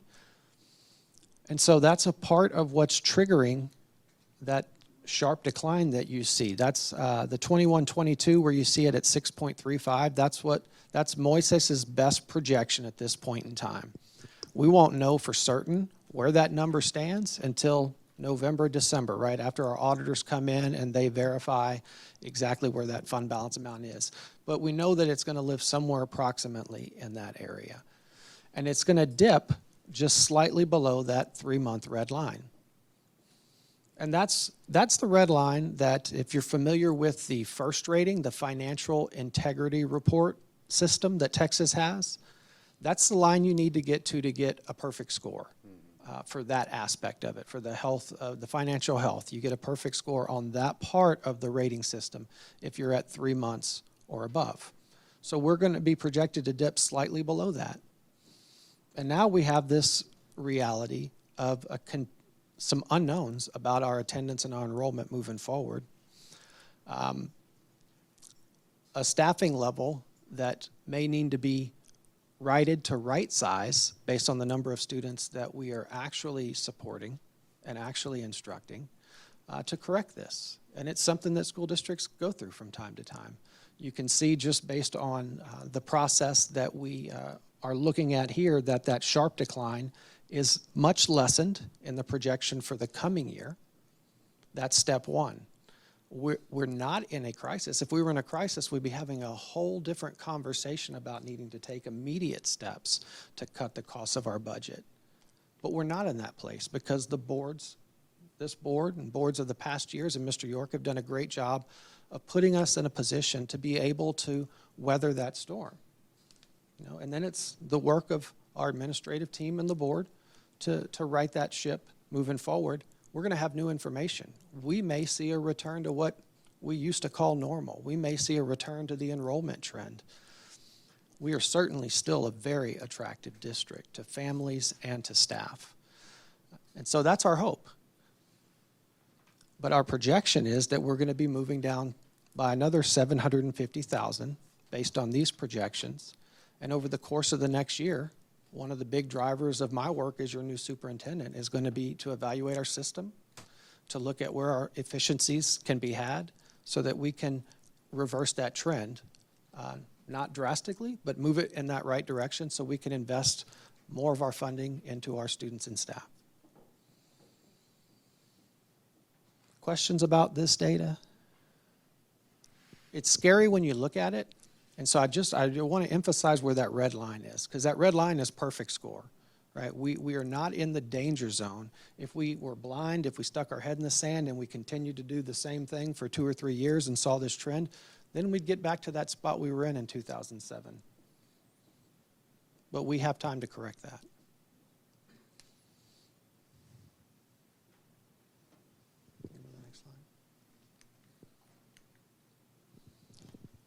So we're presenting a budget that is a $750,000 deficit. And we're looking for a way to try to honor our staff, to provide some level of additional funds for them coming into this new school year.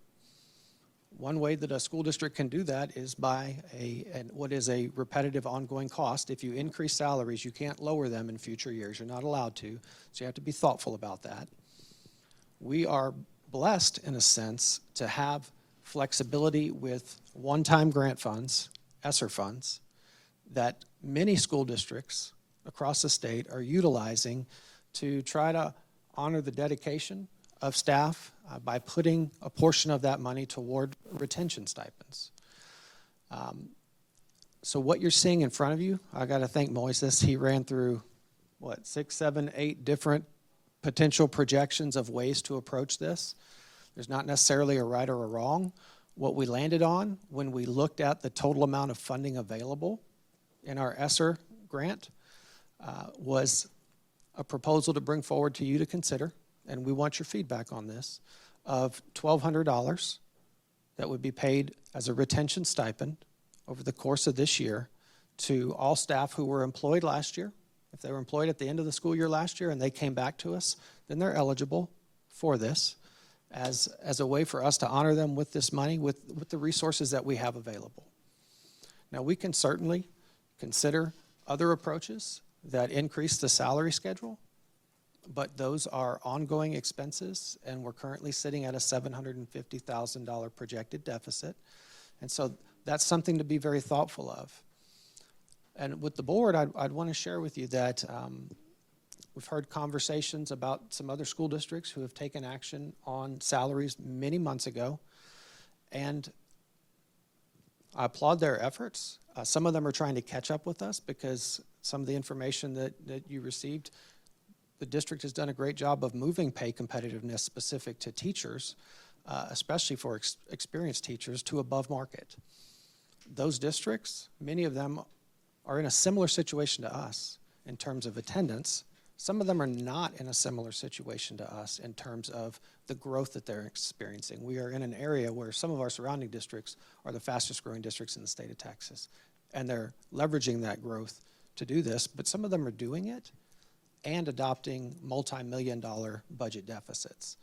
So there's a lot to consider there, but this ESSER retention stipend is something that we know we can afford to do with the funds we have available without increasing the budget deficit at this time. You probably said it, is it okay if I ask a question? You probably said it 100 times, but what's the total amount of the ESSER grant? Great question. Moises is going to give you specific numbers. It's broken into 3 grants. ESSER 1 came earliest, and it really wasn't additional funding. It was just sort of a, here you go, but we're going to keep state funding, and that's all been spent a couple years ago. The majority of the ESSER 2 funding is spoken for through funding for various programs. You heard things around counseling services and others that are allocated. We do have some money to continue some of those services throughout this year. The largest chunk of money is in the ESSER 3 grant. That's the one that is the largest of the 3 and the one that most school districts were capitalizing on to try to encourage retention of staff. I believe it was like $589,000. What we have available at this point is $864,000, but we have nearly $2 million in ESSER funding. Combine both ESSER 2, ESSER 3, and then your CARES funding. What was the other name? ESSER 1, and there was another different name. But it was nearly $2 million. Okay. It started at nearly $2 million. Yes. And a portion of So- that 800,000 is dedicated towards some positions that are already in place that are going to be funded for this year. So a when big we look portion at of it's spoken for. Right, so when we look at available funding and we look at, this total amount that you look at the bottom, the cost to do that for all the returning employees who were here with Yes. us last year, 463,000. It'll be slightly less than that because that's our total employee count. It's probably going to be about 30 to 40 less than that ultimately. That would leave us with a remainder in that of account of about $100,000 or so. Okay. Which is probably wise with some of the flexibility that comes with that. Yeah. So is ESSER grant, I'm sorry. Oh, good. We're not really limited on what we can spend that money on? We are limited, but retention of staff is one of the areas that you can utilize the funding for. Okay, thank you. Greg, can you tell me what constitutes, and I see teachers, counselors, nurses, what constitutes professionals? Like what WISD staff roles fall into that category? Under that category, I included all administrative professionals, all of the directors at the campus level, any assistant principals.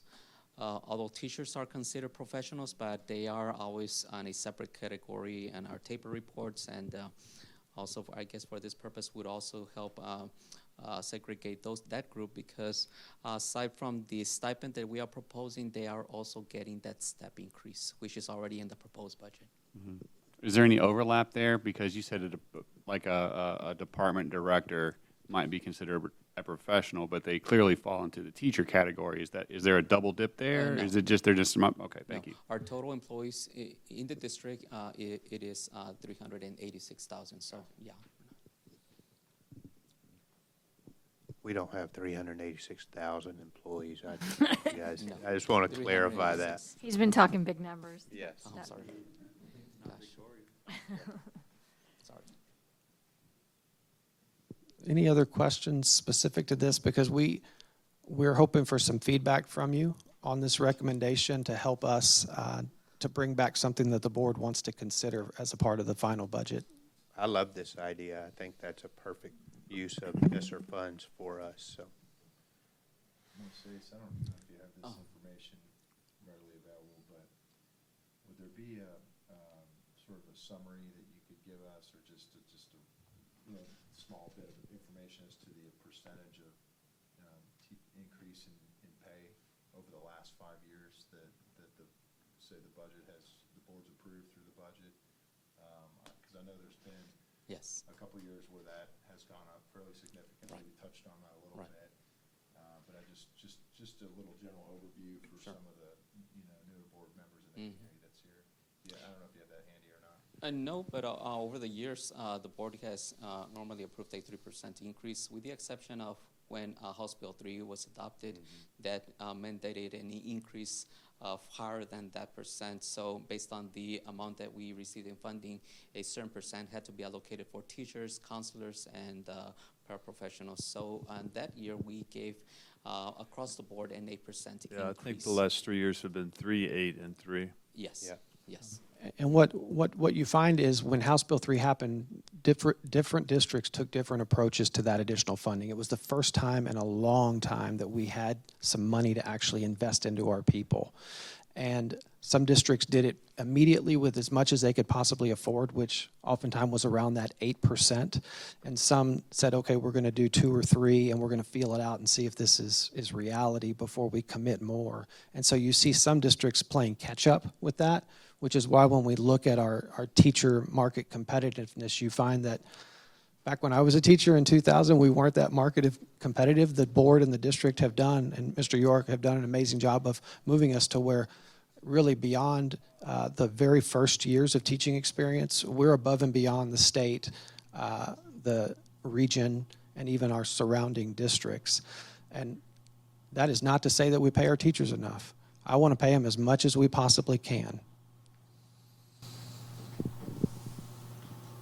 I just want to add to this that as we went through the process of coming up with this amount, we ran several scenarios.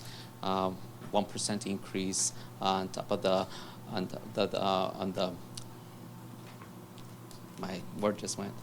1% increase on the. We looked at the midpoints and we did 1, 2, 3, 4. And then by categories, we ran averages and see where we would fall kind of equal. We would give an equal pay to everybody. Then we also ran scenarios by layered amount of the stipend, certain amount to teachers, certain amount to paraprofessionals.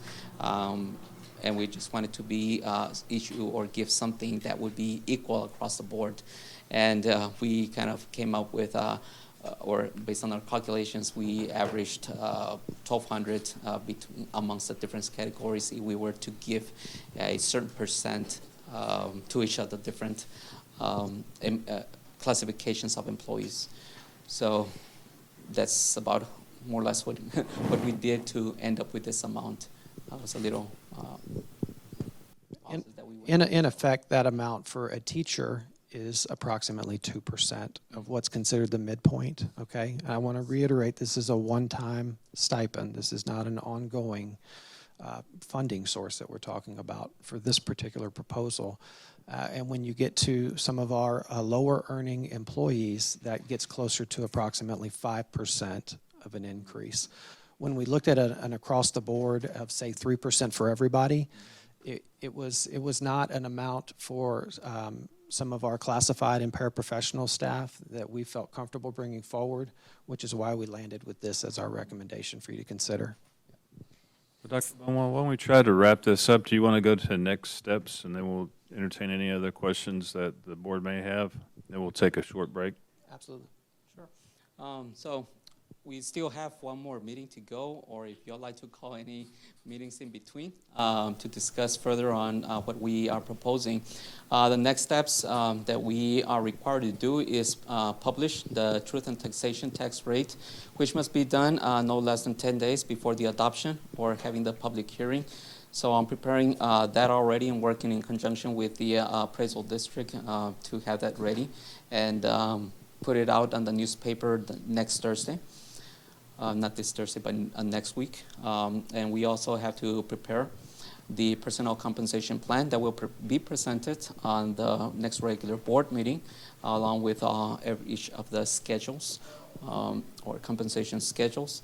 And then I also have to bring you all the final budget amendment for the current year. These figures, or those figures that I sent you all, were based on the current revised budget, not reflecting the final budget that I'm going to bring to y'all on the next regular meeting, okay?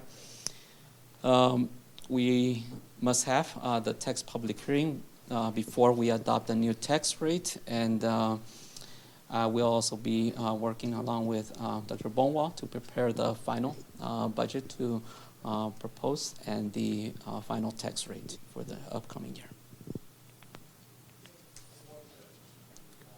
Any questions, colleagues? All right, let's come back at 8 p.m.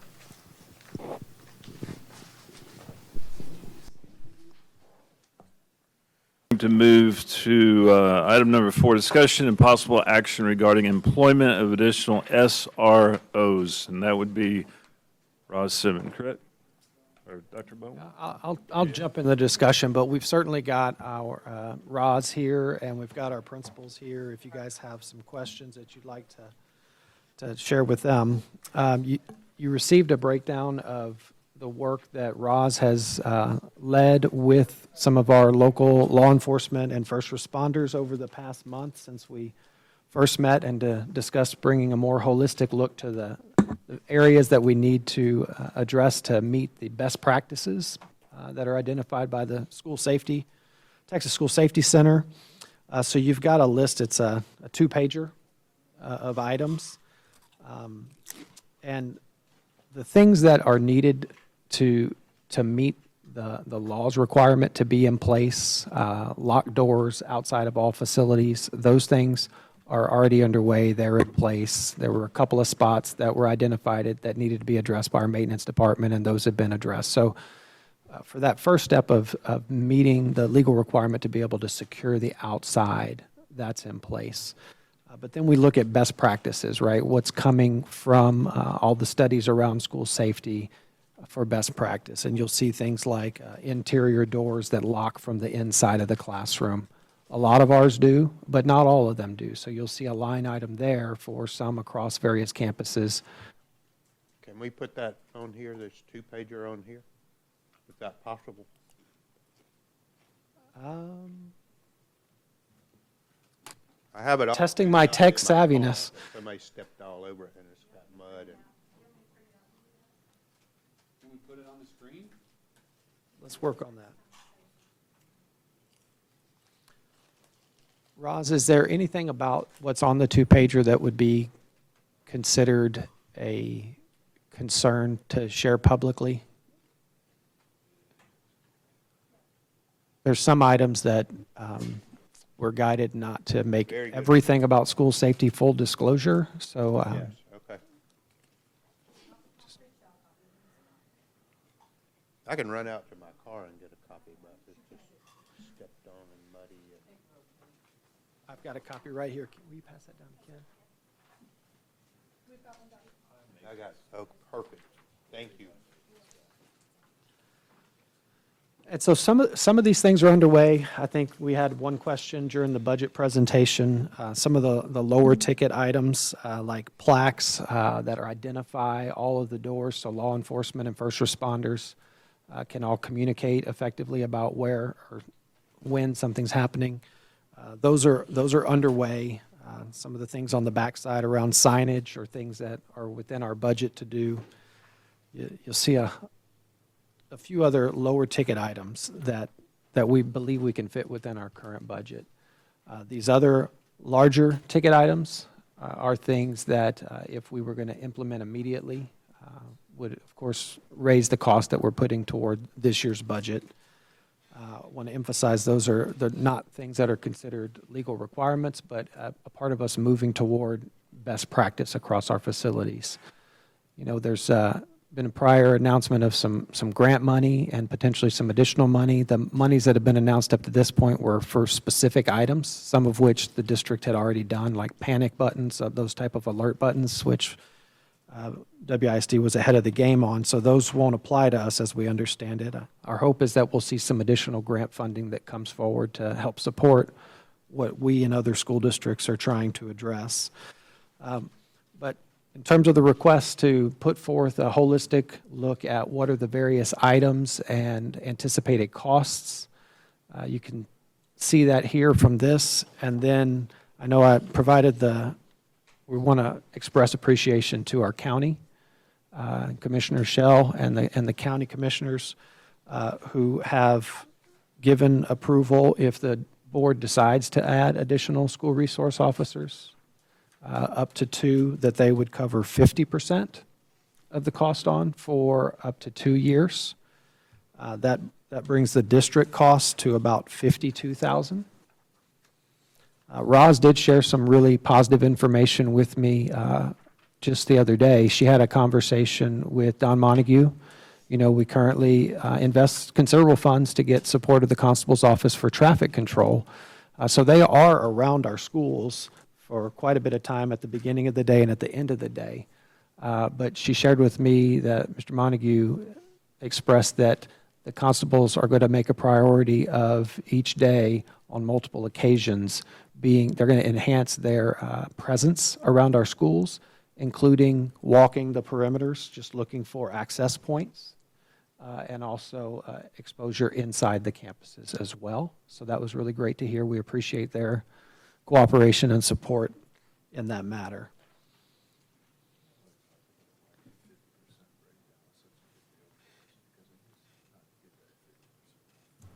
Yeah, and just as a point, that additional funding that the county has offered to put toward an additional officer or 2 is significant in terms of an increase compared to the current cost that we have for the 2 officers in place. We pay almost 80% of those costs. So we really appreciate that investment that they are willing to make in our school district if the board wishes to add additional officers. So with the proposed additional officers, our net additional spend is right about $52,000 annually. Is that how I'm reading this, or is it 103? It would be per officer. Okay. So a total, if the board wanted to move forward with 2, it would be almost 104,000. Okay. Estimated. And then of the larger items, can you just line those out to me so I can understand what the total cost of the larger items are that are on the safety assessment? Sure, I totaled it up, and it's on Ken's paper Okay. at the top over there. Yes. Sorry. I passed them the wrong one. Thank you. So there's some spread among a few of those. Okay. Because there's some uncertainty in the totality of the costs. Okay. It ranges anywhere from a low end of 192,000 to a high end of around 273,000. That's the range if you take some of the cost estimates there. And that does not include the officers. 3 plus the office. These are items that when Roz worked with each of our building principals, our campus leadership, they walked the building, looked at Texas School Safety Center best practices and what we currently have in place that meets that. These are the items that the campus principals, along with Roz, identified as priority items from the campus's perspective.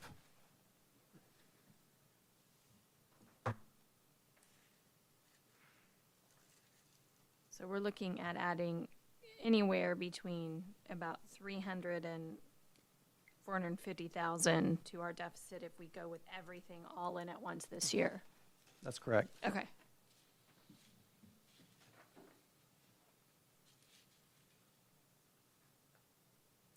Roz, is there anything you'd want to add to what I've shared?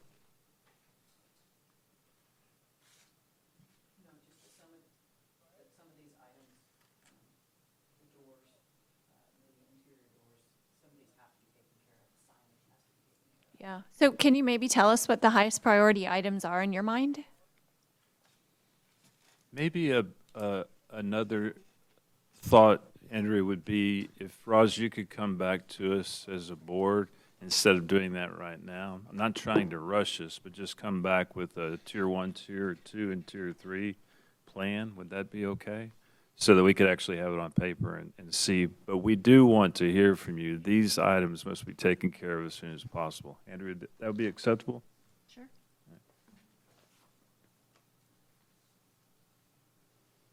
Any other questions? I know that's more work for you, but that'd be very helpful for us because we don't know these items like you know them as far as the value and the importance, and we do want to know them. My concern, Robin, waiting is that I think we need to take action on the SRO decision, do we not, in order to get them hired and on campus for school starting? And if we don't know the whole picture of the financial impact of high priority items, that might be hard to make that decision tonight. Oh, that's a great point, yeah, okay. And just to respond to the part of the question about timing, yes, that's why it was very important for us to have this as a discussion tonight if we were hoping to have an officer or potentially 2 officers in place by the start of the school year. And we want to make sure we put an asterisk on that the sheriff's office has been open with us about, having challenges with filling some positions. And so if the board wanted to move with 2, it may not be that we had 2 immediately. That's a great point, Andrea. Can you sharpen your pencil there real quick, Roz, and give us maybe 2 or 3 top priorities and the cash value on that? Okay, I believe this is on. There we go. So anything that has to do with doors, anything that has to do with our exterior doors, the access control is really about putting card readers on doors that don't have card readers, since we're going to now, everything is going to be locked. Also that our students, our secondary students will be able to access those doors through their badges. And so to put card readers on there versus locking or unlocking is a big deal for us. So that's important. The interior doors, any door, number 1 priority, any door that cannot be locked from the inside is a priority that needs to be retrofitted. That's that second line item. Yeah, That's so the second. In other words, I'd have to open the door to lock the door or open it and toggle it. We do have some of those, and then shut the door. The next set of doors that is important to look at, but we don't have to change them, is any door that requires a key from the inside to lock it. Under times of stress, that is incredibly difficult to do. So Is that's- that covered in that same line? Because I don't see No, it is changes not. to keys. It is strictly any door that has to be opened to be locked from the outside. It's covered in that second line item on the document. This says any door that cannot be locked from the inside. So that's not a key. I mean, I don't have any doors in there that require a key from the inside to lock it. Oh, okay. Do you have an idea of what that looks like? How many? All of Blue Hole. So that number's not on here anywhere then? That is not on here. Okay. Because the number one priority is to be able to lock the door from the inside. You can lock a door from the inside if you have your key, which the teachers do, but it's difficult in a time of stress. Raj, do you know a dollar estimate on that? Basically, Daryl Rivera has looked at some retrofitting of different locks, because we have very different doors and locks and whether they swing in or out. And all of that's about $400, $800 per lock, per door. And then how many locks are in the building? In Blue Hole, Yes, ma'am. maybe 40, 42. You know what? Let's look at the doorbells, and I can tell you. $20,000? I'm curious too where we're getting our bids from. $400 per lock seems astronomical to me. Is not? No, And we need to get a better pool of vendors. Our doors are, they have to meet fire code, the locks have to meet that. There's a lot of parameters put on a school door. Okay. So, and I know that because I've asked for this as assistant principal, and I was told that it's too much money. Yeah. So, on some different things. Blue Hole has 55 doors, instructional doors. So $400 to $800 a piece. So we're looking at 22 to 44K for that, if I'm doing my math right. The other piece that needs to be completed is the signage. And what the signage is, it's on the exterior doors, basically telling them in English and Spanish, you need to go to the front. And then on the back side of that, it's telling the student, do not open the door for anyone. Okay. And that's included in our budget already, it sounds like, the signage, right?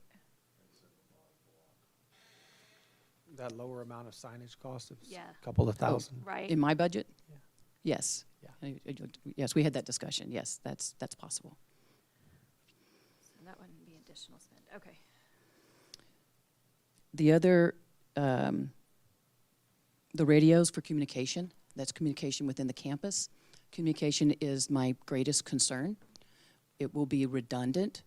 If there is an incident, we will use the intercoms, but these radios are invaluable on campuses for the teachers to speak to staff or the staff to even let the principal and assistant principal know that something's going on, because many of them are on the playground, they're in another area, and that's quicker and it's more reliable than our cell phones.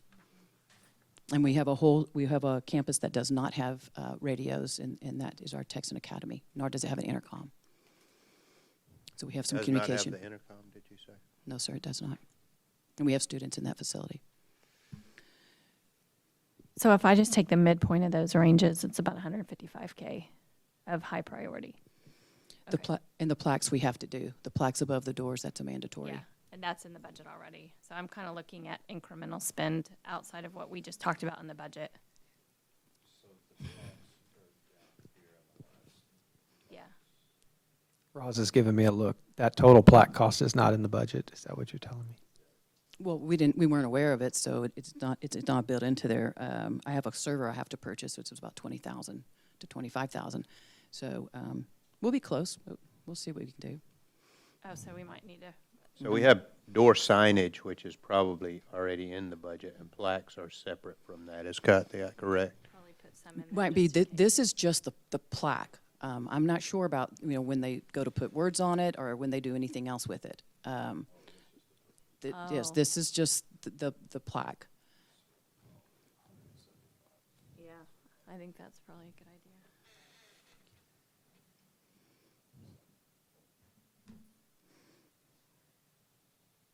So we're talking 170, around 175 for the high priority safety items, as well as up to 100 and almost 4 for SRO officers.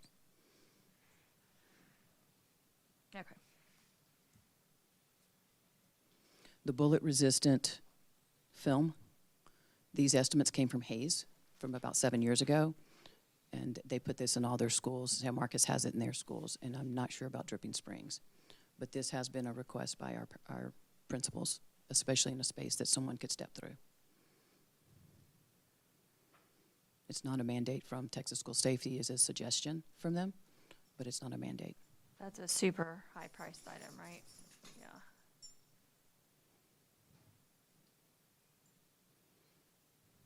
From 8 to 24,000, that's a big range there. So. It's a company that came in and I just had no other place to pull any kind of value from.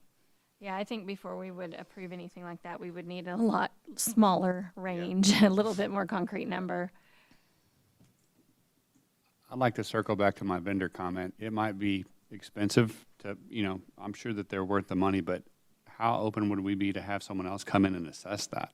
Like, do we have a list of people that we have to shop from? For Door locks. Oh, door locks. We do have a list that we shop from. We can go outside of that. Moises has a process for that, and it's a little bit longer. But these are the average prices that we find. Didn't Daryl already do like 3 vendors for those things you were telling me about? He did look at 3 vendors, and we have some 2 products coming for us to put on some doors to see what that looks like. And these are pretty clear that when it's locked, you know it's locked.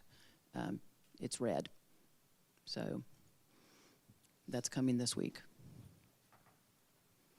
So that exercise was good to understand that in addition to the potential of having additional SROs, each at a cost of approximately $52,000 each, we know that having another $175,000 on some top-tier security measures in the budget will be at hand as well. And so right now, are there any other comments on additional SROs in light of the 175 that we just went back and forth on and discussed? Are the SROs under a specific contract? Yes, they're contracted with East County. No, I mean, a contract for hire makes them sound like mercenaries, right? But like, are they with the district for a specified amount of time? Yes. Well, it's not necessarily the same particular SRO. The district contracts with the sheriff's office for a period of time. Okay. But that doesn't mean we couldn't not have SROs. We have them and then not have them, and we wouldn't be in breach of a contract. Exactly. For example, if we agree to a 1-year contract for 1 additional SRO, we evaluate that and say, you know what, our resources need to go in another direction. We would not be required to keep that the following year.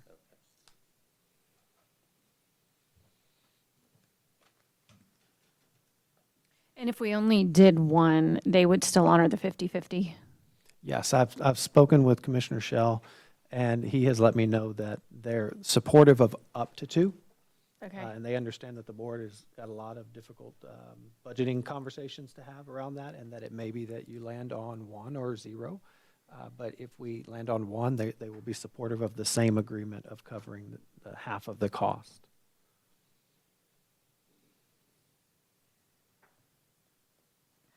Well, I personally don't think that we cannot do an SRO at each campus. I think that we need to do that for the district and for the parents' peace of mind. That seemed to be the consensus of a meeting that Ken, Will, Dr. Bonewald, and I, Roz, and others in the administration attended with law enforcement officers in this room. And we went back and forth, but as you look at that perspective of the moms and dads and guardians and grandparents who are dropping off those kiddos and the security and having one sharing the campus and, just at the end of the day didn't resonate. And the thing that I learned in that meeting more than anything, we've discussed it on this dais before, is that it really is the community as a whole working together to provide safety for our kiddos. And it's not solely on the SRO, but he's certainly, or she's certainly a critical part, especially in forming a relationship. The other thing that I can remember from that gathering is that those campuses, being elementary campuses, are really critical to have the right SROs because they're building a relationship with elementary age children. And so just food for thought there. Yeah, I mean, I was about to that point, Rob. I think since these are employees of the county, they're not our employees, you know, do we have any say if something's not going right with an SRO at a campus as to asking for someone to be swapped out?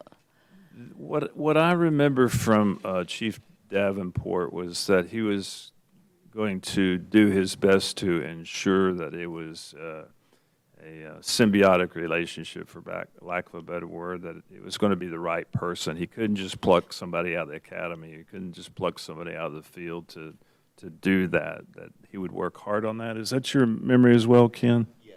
Yeah.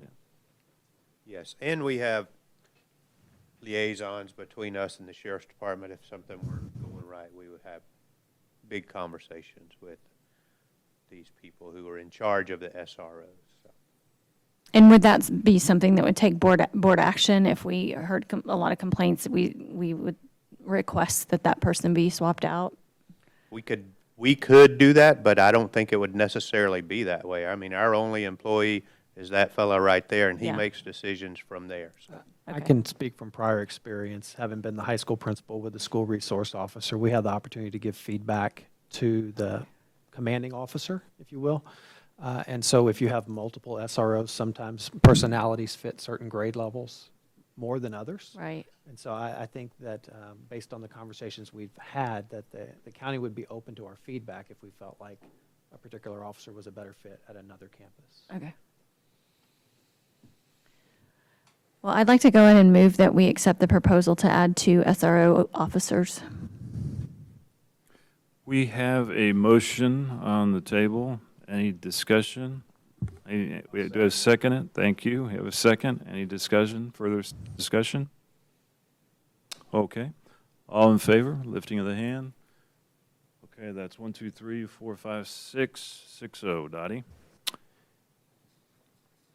And now we will go to item number 5, discussion and possible action regarding the publishing of a call for Equality Schools partnership in accordance with Senate Bill 1882. Any discussion from my fellow trustees? I'd like to jump in on this one if I could.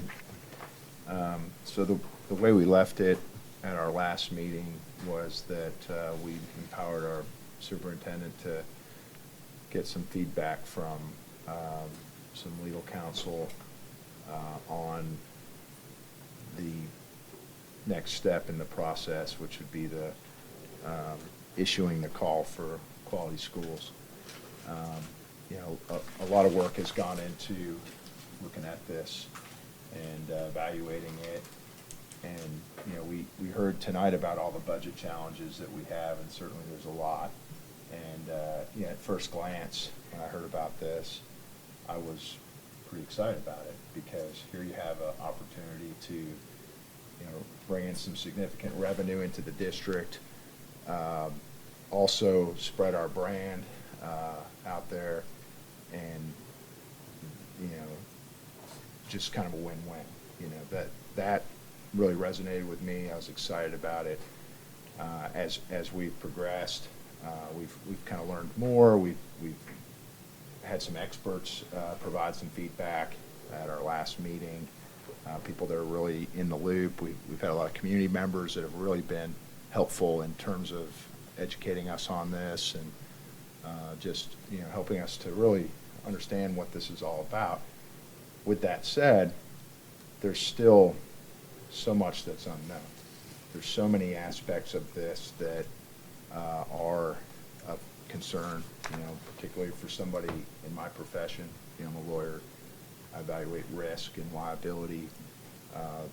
The attorneys, without going into detail, because that's attorney-client privilege, did emphasize the myriad of potential liability that could result from even moving forward with the call for quality schools.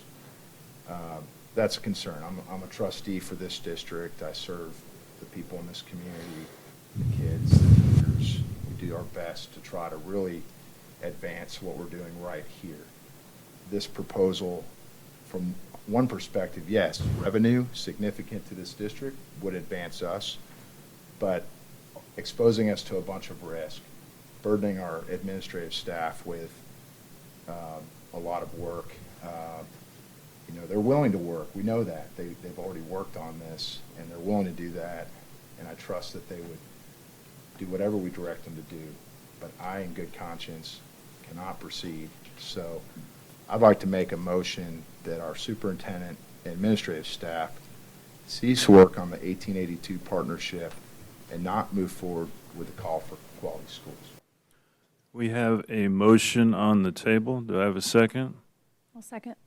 We have a second, and discussion, please. Yeah, I'd like to read something.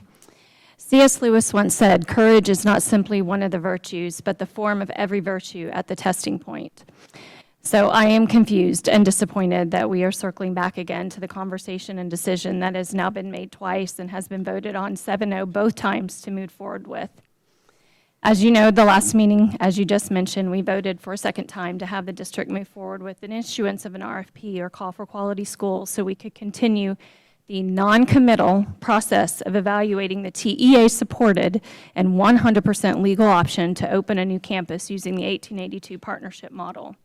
This, in my opinion, is an innovative way for our district to lead in public education and support children in struggling districts who have no other choice, while at the same time solving some of our budget challenges due to rapidly increasing property values and decreasing enrollment, which we have just been reminded are the biggest factors in determining our budget each year. After the last meeting, it was my understanding that our vote authorized Dr. Bonewald to move forward with reaching out to a lawyer to do a review of the TEA-approved RFP template and provide feedback as to whether or not we should make any changes to it before we post it, in order to ensure our non-negotiables are clear and that the form provides all we would need to understand what each partner was proposing. To my knowledge, that hasn't happened. I haven't seen any feedback on that template. Instead, we all got an email from Dr. Bonewald that went over 3 lawyers that he spoke with, 2 of which declined to be retained to review the document, and 1 who offered, but to my knowledge has not moved forward with doing that. All 3 lawyers did, however, provide their unsolicited opinions whether the district should move forward, all of which were negative. That is not what we asked for or authorized in our last vote. And I feel like there were a lot of scare tactics that were used to dissuade the board from moving forward, including the threat of the possibility of another 1882 charter school and homeschool co-op moving into the district as a reason not to do it. And I personally see that as information of more of a reason to do it. And, you know, I find it a little bit not in the spirit of consensus that we were all working towards in the last meeting. I also don't understand why we didn't just go to the attorney we already have under retainer that is leveraged for the majority of our legal questions. As we all heard tonight, this would have been something simple that lawyer could have easily done. In fact, it is a bit suspicious to me that the same week those conversations were happening with attorneys who are known to be less than excited about innovation in Texas public schools, we were also hit with a FOIA request by the media on all conversations around this topic. So, fellow trustees, I want to ask you to think very deeply about what our opportunity is here to lead with courage and love. One of the scare tactics that's being applied to us right now has to do with the fear of being sued should we move forward. Let me remind you that all the law is most definitely on our side with this, and the TEA is in 100% support of the program, even offering to support the initial rollout financially. Let us be reminded about the spirit of the people of this district. 7 years ago, when we went through the worst flood in the history of Wimberley, you all will remember that there are many people whose homes were destroyed and many whose homes were not destroyed. Many who had nothing and many who still had much. But that did not stop those of us who still had much from getting in the trenches and helping those who lost everything. Those that lost everything did not stop for a minute and think about getting sued by volunteers who are working on their property to help clean up messes, nor were those who were volunteering worried about homeowners suing them for being on their property. We got in the trenches together, and we got the work done to start rebuilding this community. Did you know that Texas ranks 39th in the nation for education? 39th. Did you know that 70% of Texas fourth graders can't read at grade level? And those are just two stats that tell me if this district, who has been richly blessed, can help turn those numbers around for other kids in the state, we have a moral obligation to do so, and we'll work through whatever comes at us because it's the right thing to do. And unlike the volunteers who got nothing in return for all their hard work to help their neighbor, with this program, not only do we get to help kids, but we also get financial relief to help support our district and teachers. We are on the hook to have to send out over $8 million this year to other districts via our Chapter 49 payments. That is 20% of our total budget. And who knows what it'll be next year, with property values still increasing with very little growth projected in attendance, especially if a new charter school moves into the district. Creating an 1882 partnership campus that serves just 123 students would completely wipe out our current anticipated deficit this year. If we served 1,375 students, we could eliminate our Chapter 49 payments effectively, and we would have the privilege of helping to pull that many kids out of educational situations that are not adequately serving them and make sure they get the opportunity at a Wimberley quality education. What could this district do with an additional $8 million in its budget? Maybe some nice teacher raises, maybe some state-of-the-art campus security. The possibilities would almost be endless if we would be using a legal and TEA-supported program to maximize our fiduciary responsibility to the taxpayers of this district. Is this new and different? Yes. Is it without risk? No. But I think we should all take the lead from what Martin Luther King Jr. once said. Cowardice asks the question, is it safe? Expedience asks the question, is it political? Vanity asks the question, is it popular? But conscience asks the question, is it right? And there comes a time when one must take a position that is neither safe, nor political, nor popular, but one must take it because it's right. Thank you.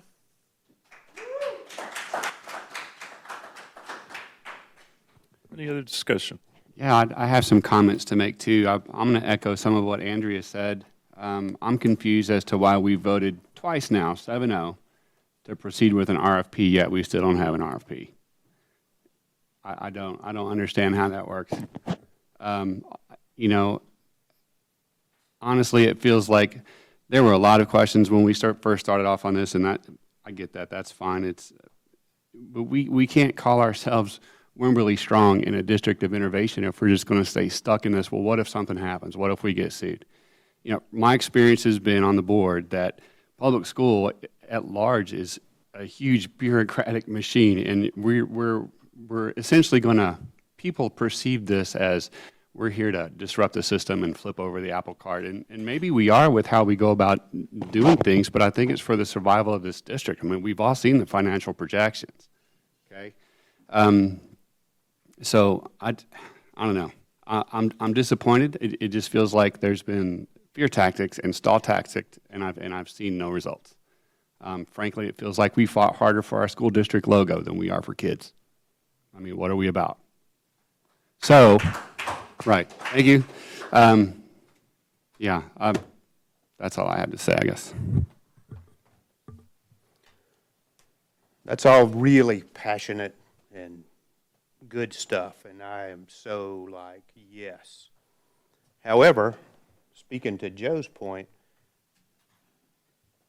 our risk factor is way up there. I mean, we lost so much during Logogate just from that little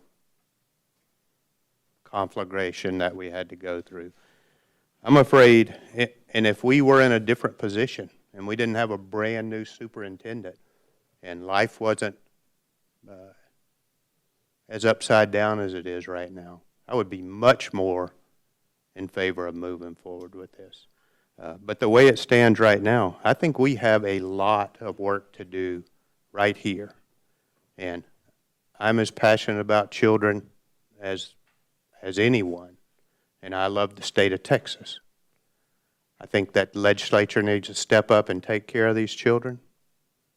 I think that if we were in a much better position, I'd be more than willing to step up and take care of these children as well. But the way it stands, we got a brand new superintendent we hired, and we didn't say a word about this to him. And so That's not acceptable. Let's keep it on the dais. I think that we owe it to him to support the guy we brought in, that we didn't put through any of this stuff. He didn't know what he was stepping into. So I think that we have to do what is best for our district. I guess I still don't see the harm in issuing an RFP. It's a non-committal. We're still not saying we're 100% in on the program, but it helps to educate us more for now or possibly later. I totally understand that, but we've already been threatened with lawsuits, and yes, that's a scare tactic, but I have been through those lawsuits. I know what it does to our The district. law is on our side on this, though, 100%. The law is on our side on the other thing, too, and it just eats up so much of the district's time. Might not cost us any money. We may prevail in the end, but it eats time like you can't imagine what it is. And that's a small little lawsuit. That's just a little local thing. I can't imagine what will happen when we start taking money out of larger districts' pockets. They're not going to stand by idly and say, that's such a great thing for you to do. They're going to come for us. And it's going to be costly and timely. And we may get all that money back. We may not. I'm not sure. But I can tell you that it's going to be timely. And when this young man right here is trying to build a district brand new, I mean, he hasn't even been through a school year yet. Then why did we vote 7-0 2 times with him in that seat? Well, because we were feeling out the waters at the time.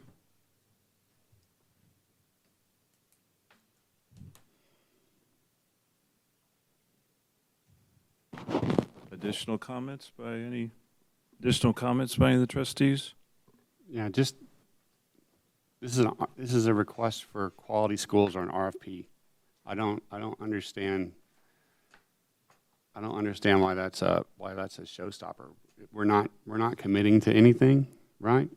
And also, I would never consider Greg to be unfamiliar with this public school system. Greg, you've been in the game for a while now, right? So this might be your first school year in a superintendent seat, but you're not new to how this all works. So I feel like, again, I have to go back and say I think people are looking at this like we're gonna flip over the apple cart, right? And just burn the whole system down. That's not the intent here. The intent here is to try to keep our district alive. Man, this is my first budget workshop, right? So you guys are saying that we're not in a crisis, and you're saying it looks scary, but it's not scary. Well, I think it looks scary because it is scary. You know, and with the larger districts around us growing, I can see us being absorbed into that. And then where are we going to be? You know, we're going to look back and say, well, if I could have just done the RFP, we might still be here. You know, and it's, you know, we got to, I was not elected to sit back here by the folks who voted for me and put me in this position to worry about, you know, what might happen if I don't do the right thing. So I'm 100% for the 1882 project. And I respect y'all's opinions, right? And I hope you don't take this as a personal attack, but I'm passionate about it. And there you have it. I think it's disingenuous for us to push this off on Greg Beaumont. If we'd have talked about it through the whole process, I would feel much better about it. So he's got skin in the game like we have skin in the game, but it's not like we're pushing it all off on Greg and saying, hey, go figure it out. You know, there's still steps to walk through. It's a big step, I get it, but it's not like once we take that first step towards a call for our RFP or our call for quality schools that we're just going to back up and watch the dumpster fire kick off if that's how it goes. We'll be there too. My issue, and you might ask about the timing, why now after taking it this far and then stopping it now, is, you know, as we've investigated this more, the liability concerns don't go away. You know, we might not deal with them tomorrow when we do the call for quality schools, but I guarantee we enter into a partnership, we deal with them head on, and we deal with a lot of them. And anybody who knows how indemnity works, you get served with a lawsuit, you got 20 days to answer it. And we're answering that. We're paying attorneys, we're engaging, Greg's in the middle of that. Then, yeah, if you have a good contract, once you pay all your attorney's fees, you defend the lawsuit, you might be able to recoup those costs from another party because they're contractually obligated.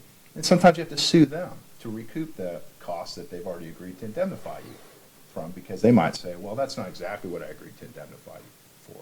So this is very complex. There's a lot of moving parts.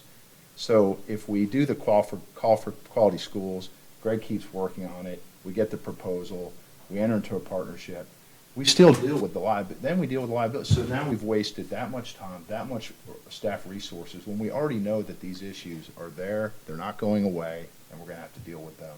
So at this point, to me, it's not viable. It doesn't make sense for our district. That's why I made the motion. I'd ask that we call them. One parting comment. I see where you're coming from, and I can respect that, right? I would ask each of us to consider, why do you think it is that we're getting so much pushback from everybody? I mean, what I don't understand. I mean, what do you think is driving that fear? It very much feels like David and Goliath right here. Like I don't understand.